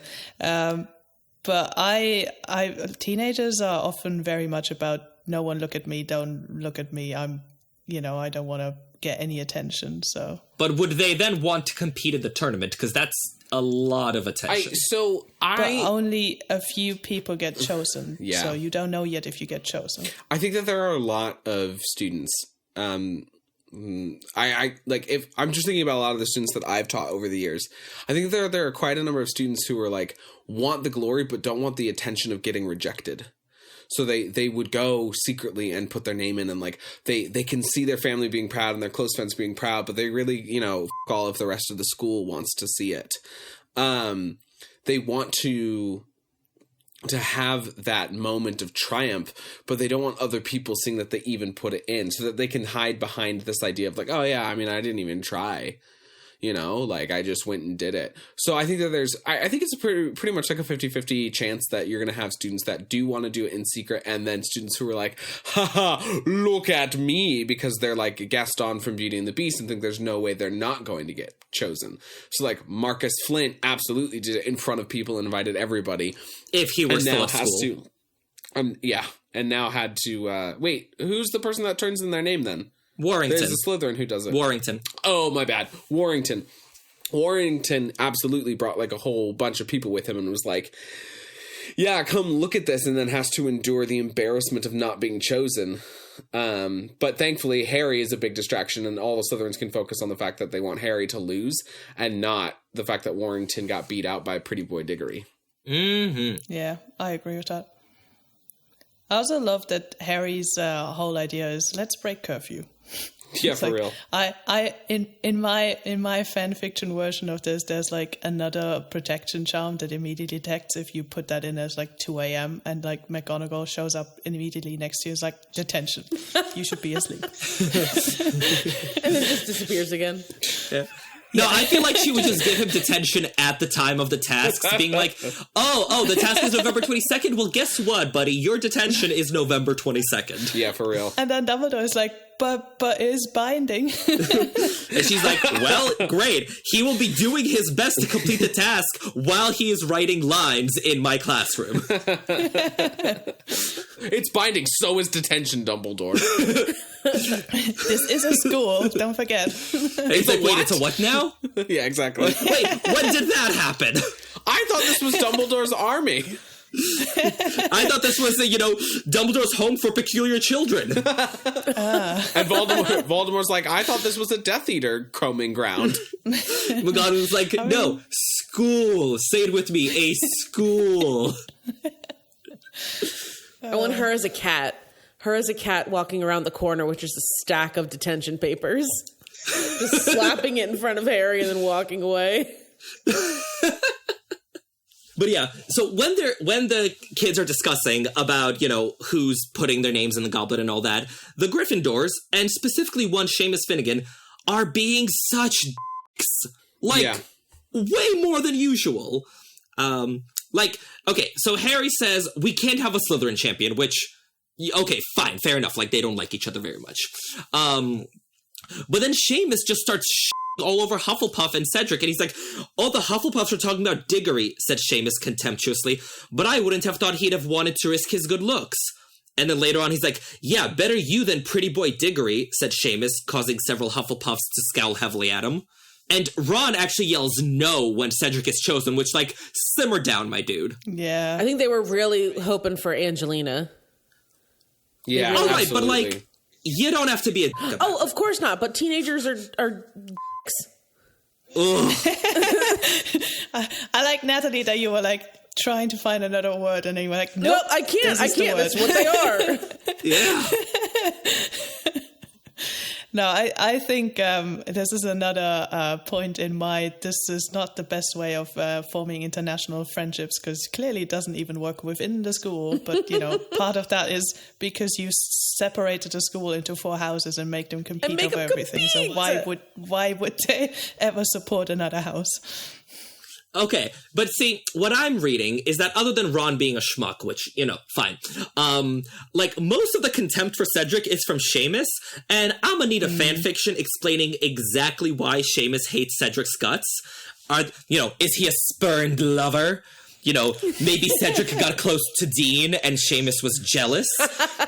Most of my theories involve, some element of romance, because fanfiction. Yeah. Or maybe Seamus is just really jealous of Cedric's good looks. But, I think there's a reason, and I want to know the reason. I think maybe it's just Cedric is very popular, not just good looking, but people just like him. And there's always that one kid at a school that people are just like, that's the popular kid, so it's very easy to root against the popular kid and supporting someone more, underground, I guess. But he's a Hufflepuff. What can be more underground than that? Okay. Easy there, Dad. I think honestly this hits me as Seamus is jealous of Cedric's good looks, and I at least where I grew up, there's so many young boys who would get jealous of other boys who were more conventionally attractive, and they would make it out to be oh, that guy's a sissy, and he's not a real man, because real men are tough and gritty and ugly, and he's never done a hard day's work in his life. And then suddenly you see Cedric out playing the Seeker and getting punched in the face and taking out a Dementor and then dating the most gorgeous girl, and you're yeah, no, he sucks, and then you have no leg to stand on, but you can't back away because now you're a man and you've done everything you can to make your man stance against this pretty boy. And I think that's just where Seamus is coming from. Yeah. Gross. Yeah, very gross. Not great at all. No, not at all. Also, more on the Ron actually yelling out no when Cedric's chosen. It reminds me of, so my husband was a Marine, and something that I caught on very quickly is that every branch of the military just argues with each other. Yep. They're like siblings, they bicker and they make fun of each other, and they want their branch to be like the best, in the military.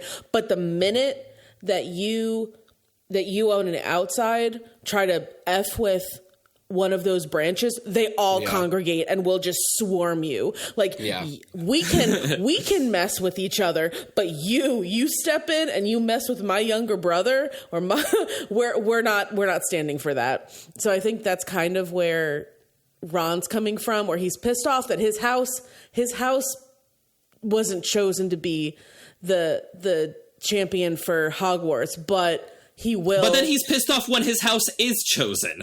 He's just pissy in general. Well, then, then Hogwarts is going to come through and cheer for Cedric. All maybe not Slytherin, but Slytherin does. Slytherin cheers for Cedric with great enthusiasm. So they're all going to turn around. Harry is a champion. I think the initial no is just, oh crap, it's not Gryffindor. Yes, God, it's going to be not about us for a minute.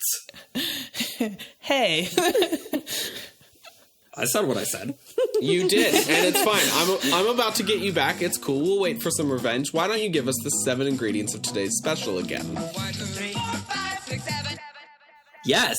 So our third special today with 7 ingredients is Hogwarts students who, and qualifier, attempt to put their name in the Goblet of Fire.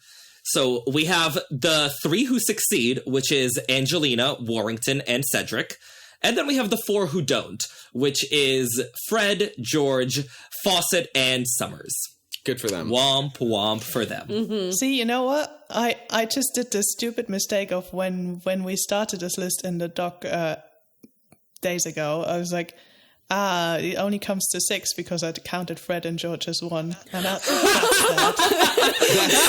funny.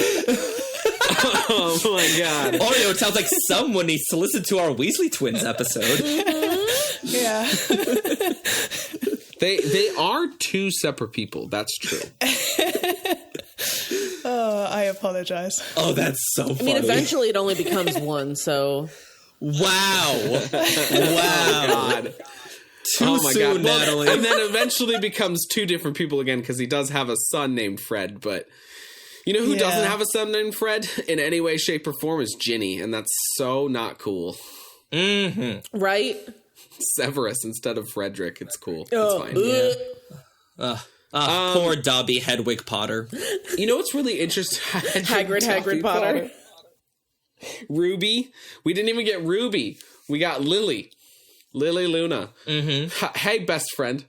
Best friend that's still alive and I love to pieces.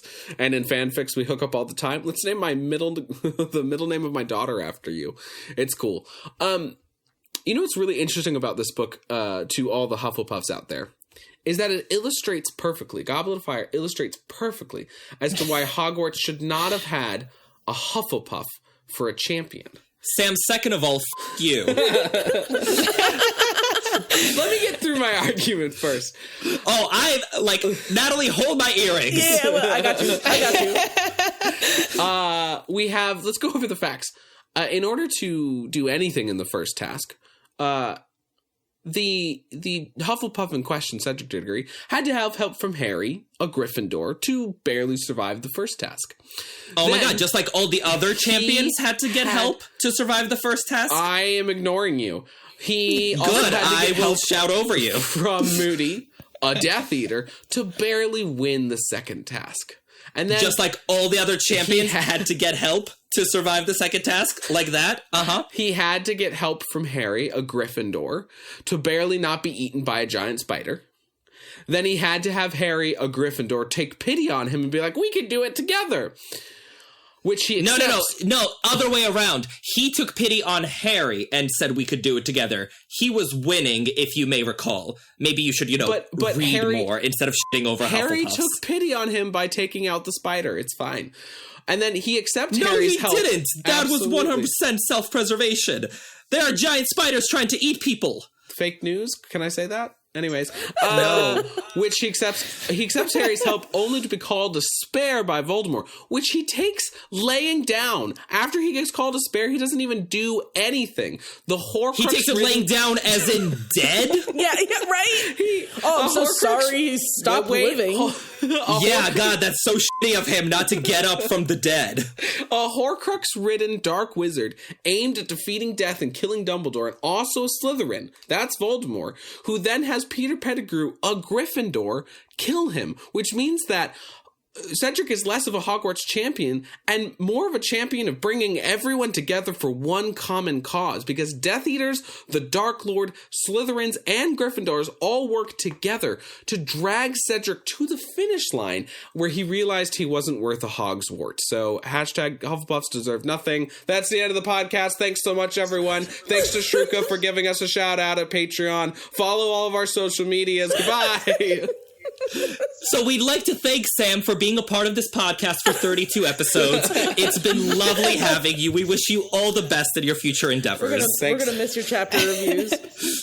Yeah. Chapter reviews. That'll be... You can't lose me. I've been doing that forever. Sam, this just illustrates why Gryffindors are so wrong about so many things. And they don't even realize how wrong they are about all of the things. You are basically what's wrong with all of Hogwarts. Fantastic. Good. On that note, can we do a quick bathroom break? Yes, everyone go cool off. Let cooler minds prevail. Okay, so the chapter then ends with a trip to Hagrid's. And you know what? Character growth for Hagrid, because he almost spoils it, but he's learned something from book one. And they try really hard. It says all afternoon they're trying to get the secrets out of Hagrid, and he actually doesn't reveal the secrets. Character It's growth. because he can only reveal secrets that are relevant to the plot. Well, they do become relevant to the plot really soon, so... Right, very true. but they never try to get the secrets out after they are plot relevant. That's very different. True. Still, what a mess Hagrid is. I know, but I liked the scene in a comforting, chill moment before like all the hectic stuff starts. Like you can see like real life going on, as opposed to like all the adventure that happens during Harry Potter. Well, it's so interesting because in book 3, we have a lot of Hagrid, right? We have the whole Buckbeak. So much. Some might say an excessive amount. I love that book. Screw you. So we're down at Hagrid's hat a lot, and so we don't start off with that much Hagrid whatsoever. This is Halloween, right? We're 2 months in, and they haven't gone and seen him yet. That's why he's like, "Oh, I thought you forgot to where I live." Yeah, I thought you forgot about me. Hagrid, we just don't make it a point of visiting teachers' bedrooms. It's fine. Yeah, right. Sam, what fanfics are you reading? He lives in a That's why they don't. Bedroom. He lives in a studio cabin. Yeah, I know. He lives in a studio. But still, they could meet in the Great Hall. It'd be fine. No, I will actually, like, say to Natalie's point, like, it's very cozy vibes. Mm-hmm. Like, when they talk about it with, like, the rain outside and everything. And, like, they explain cozy. how his cabin is situated, where things are, like, you know, herbs and animals are hanging by, like, the kitchen area. Yeah. There's just an enormous cow carcass hanging over the bed. He's a dream catcher. Yeah. The talon of a forgotten phoenix just embedded in a beef casserole. It's fine. Oh, this chapter's gotten us so off the rails. Anyway. Listen, this chapter is so full. Like, it's a typical Rowling chapter where she's like, here's what happens at the beginning and the end, and I'm just going to give you everything that happens in the middle, but it's not going to be super streamlined. It's going to be scene by scene by scene. There are multiple scenes within a chapter. And so we just get so much stuff to discuss, which includes Hagrid's choice of cologne and hairstyle. Yeah. Yeah. Yeah, this whole, like, Hagrid and Maxime dating thing is, I really enjoy how it is thrown into the series and woven in, partially because the trio is, like, realizing that their adult friend maybe has interest in people outside of students. It's like, wait, he doesn't only want to hang out with teenagers, he also wants to hang out with people his age. It's like, Yeah, I just love that Harry says Hagrid is wearing a rapt, misty-eyed expression that he only ever saw when Hagrid looked at Norbert, And I was like, that is hysterical to me. Yeah, for real. Or how he immediately forgets that he has guests inside his house when Maxine shows up. She just like looks at him and he's like, oh, what? Come on. I'll follow you like Pepe Le Pew. Yeah. I'm sorry. I'm with Hermione on that one. I would have been pissed. Yeah. I don't know. It's listen, I think it's bad manners and it's really funny. He's also super in love, and I don't know that he's met any other female half giants. Yeah. And I think it's actually kind of sweet that he's like sort of fawning over her and excited to be with her and almost a little kid about it. And I honestly think Hermione's a little bit like, come on, Hermione. Like, I understand being like, haha, that's funny. But being actually upset about it when you've known Hagrid and you know how, like, kind of tough his life has been, leave it alone. It's no excuse to dish your friends the minute a nice piece of tail walks by. I imagine, though, your friends are 14-year-olds. Regardless. I imagine, though, that Hagrid's probably been like love and romance and all of that stuff is never going to be a thing for me, because who would even want to be interested? And then, you know, now he meets someone who's similar to him and he's like, wait, this is actually an option on the table. And also Maxime seems to be like fairly formidable from what we see.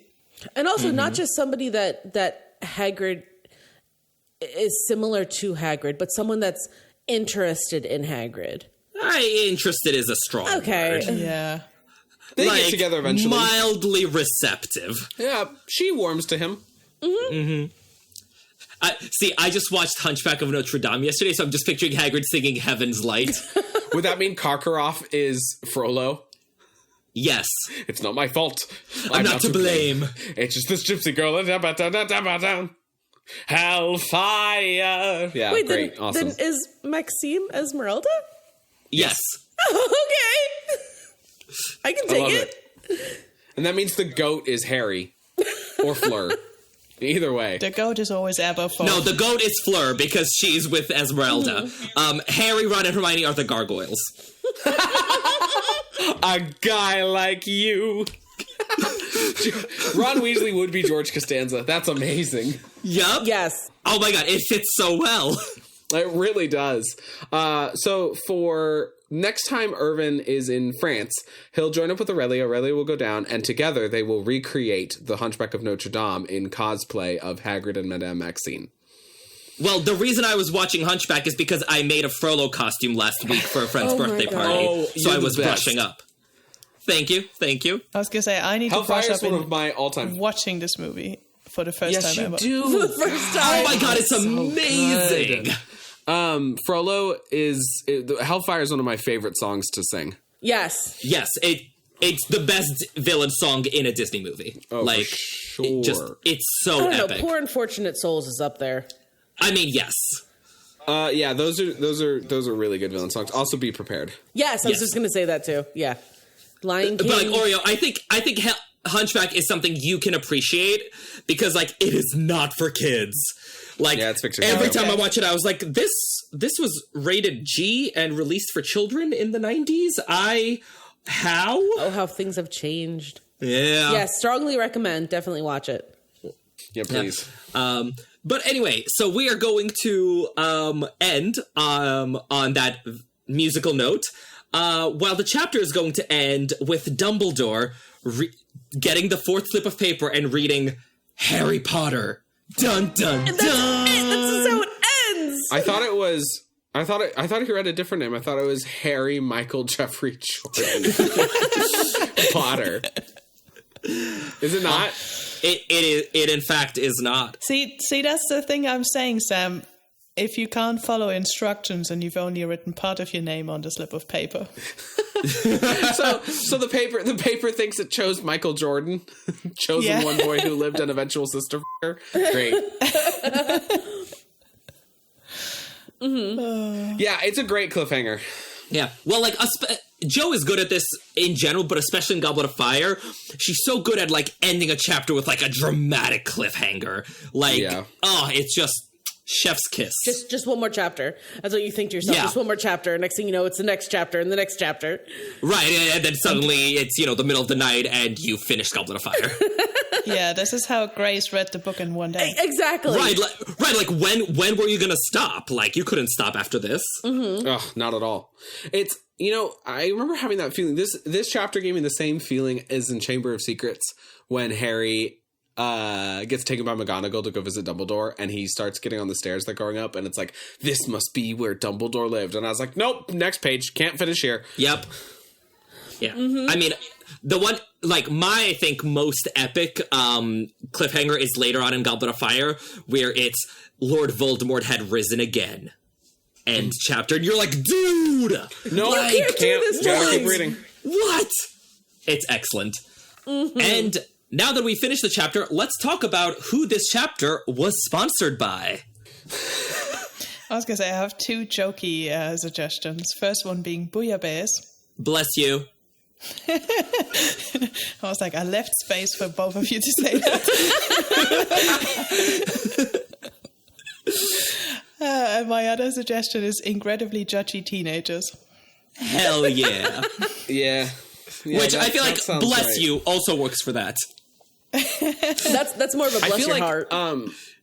This episode was sponsored by whatever conglomeration is anti-spew, because they're all about, like, look at all this French and Eastern European dishes that were prepared for this one meal. That's brought to you by the house elves. Keep them unpaid. Yeah. They like it that way. Mm-hmm. They do. They really do. Not to open another tangent, but I do wonder how they learned new recipes over the summer. I think they're like the Matrix. They can just upload software instantly. I think they all went on a trip to France to, like, learn how to cook the local cuisine. Yeah, or house elves from the other schools came too. Oh. That is under the assumption that other schools also use house elves, but yeah. Which seems like that would fit. Sam. And Ilvermorny would use it later. Oh, sorry, I was thinking about it. My bad. It's so fitting that we can't even end this chapter properly, and we just fizzled out. Hey, Irvin. Yeah? What do you got? What do you got playing on the Pub's Jukebox today, huh? What is it? Today, we're going to be listening to a wonderful love song by the Parcelmouths called Durmstrang Boy, as proof that the whole cultural exchange definitely worked to make friendships between the schools, or at least helped them make out with each other, just like the Parcelmouths sing about falling in love with a wizard from overseas. I first caught your eye at the Tri-Wizard tournament when your school was visiting mine. You're all about dark arts, but I can be into that, so baby, it's perfectly fine. The Goblet of Fire may say Crumb's a champion, but I'm a real winner, it's true. Karkaroff said there'd be muggle-borns everywhere, but no one warned me about you. I fell for a wizard from overseas, and now I can't see them whenever I please. The long distance won't always be our routine. I'll apparate to you when I hit 17.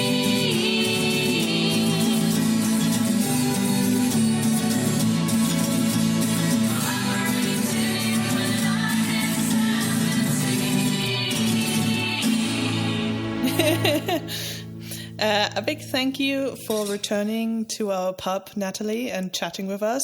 Thank you for having me. Yes, it was God, so you were good amazing. having you back. I love this so much. We love you. It's always great fun having you. And we hope you do Thank you, come back a third, and fourth, and fifth, and sixth Yes, time. please. Say the word. Say the word, and I'll get the mic up. We're good to go. Hell yeah. Now, I don't remember from last time, but do you have anything you want to plug on social media or anything? Not in or particular. website? I don't really have anything that's public. Yeah, no, Oh, we're good. good for you. Elixir_Dachshunds is what you want to plug, right? Yes, and I'm already following it. You said you spelled it out for me, and I found it, and there it is, right there. I'm following you. There it is. Elixir_Dachshund. Yeah. He's amazing. Sam, I'm impressed. I don't think I've ever had a host on this podcast do more shameless plugs than me. Well done, sir. Irvin has a book, everybody. It's called The Life and Lies of Albus Dumbledore. You should know. I was going to say, the other day we came up on that and I was like, but Irvin's not here, so I'm not plugging it. Yes, I heard that and I was very amused. A huge thanks again to Shruka, who bought us this round of drinks at the Three Broomsticks. Thank you, Shruka. Thank you. Thank you so much. Thing that you've done. If you, dear listener, would like to buy us the next round, head over to patreon.com/3broomsticks. That's with the numeral 3, patreon.com/3broomsticks to sign up. You can also help by rating and reviewing us. And if you like our show, don't forget to help your friends out by having them listen to the show. I mean, yeah, we're your friends. Help us out. Yeah, help us out. You can also help by rating and reviewing us. If you'd like our show, don't forget to tell your friends about it. Word of mouth helps us hugely, and we always love to see people rating, reviewing, telling their friends, etc., etc. We've got so much Patreon stuff that's about to happen. Like I said, Aurelia and I are just about to create our own international Quidditch League. That'll be up in a couple of weeks.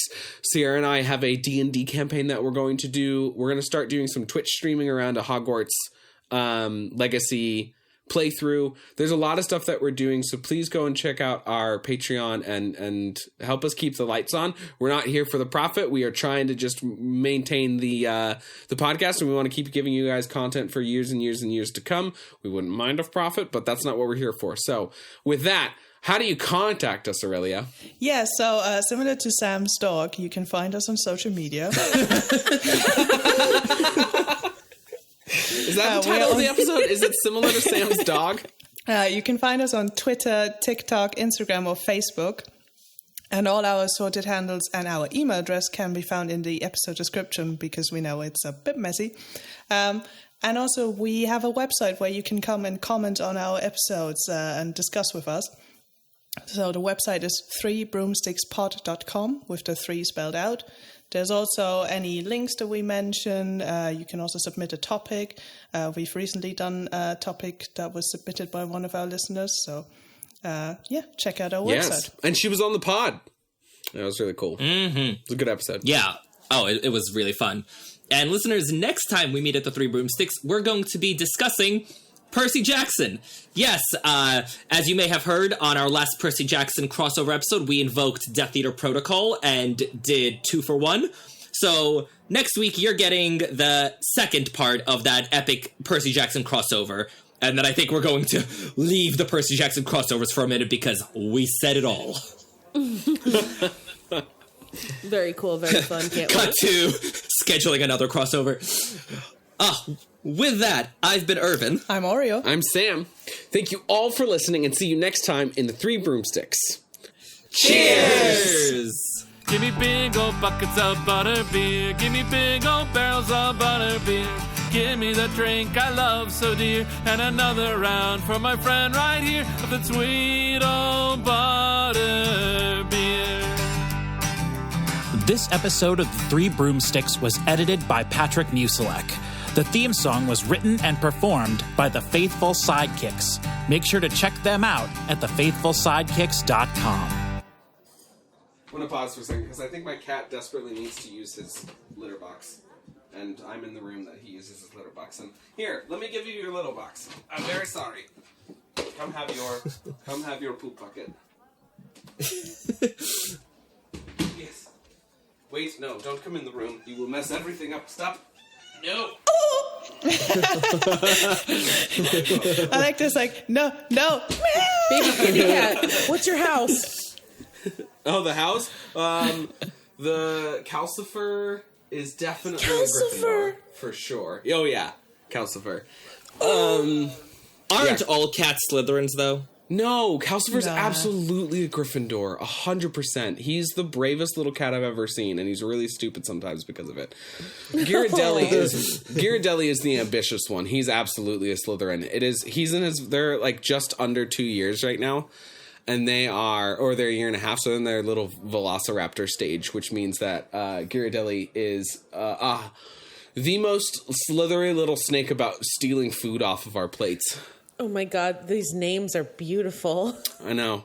It's great. And then, of course, we have my dog, Elixir, who's named for the elixir of life, because I don't drink alcohol. Oh.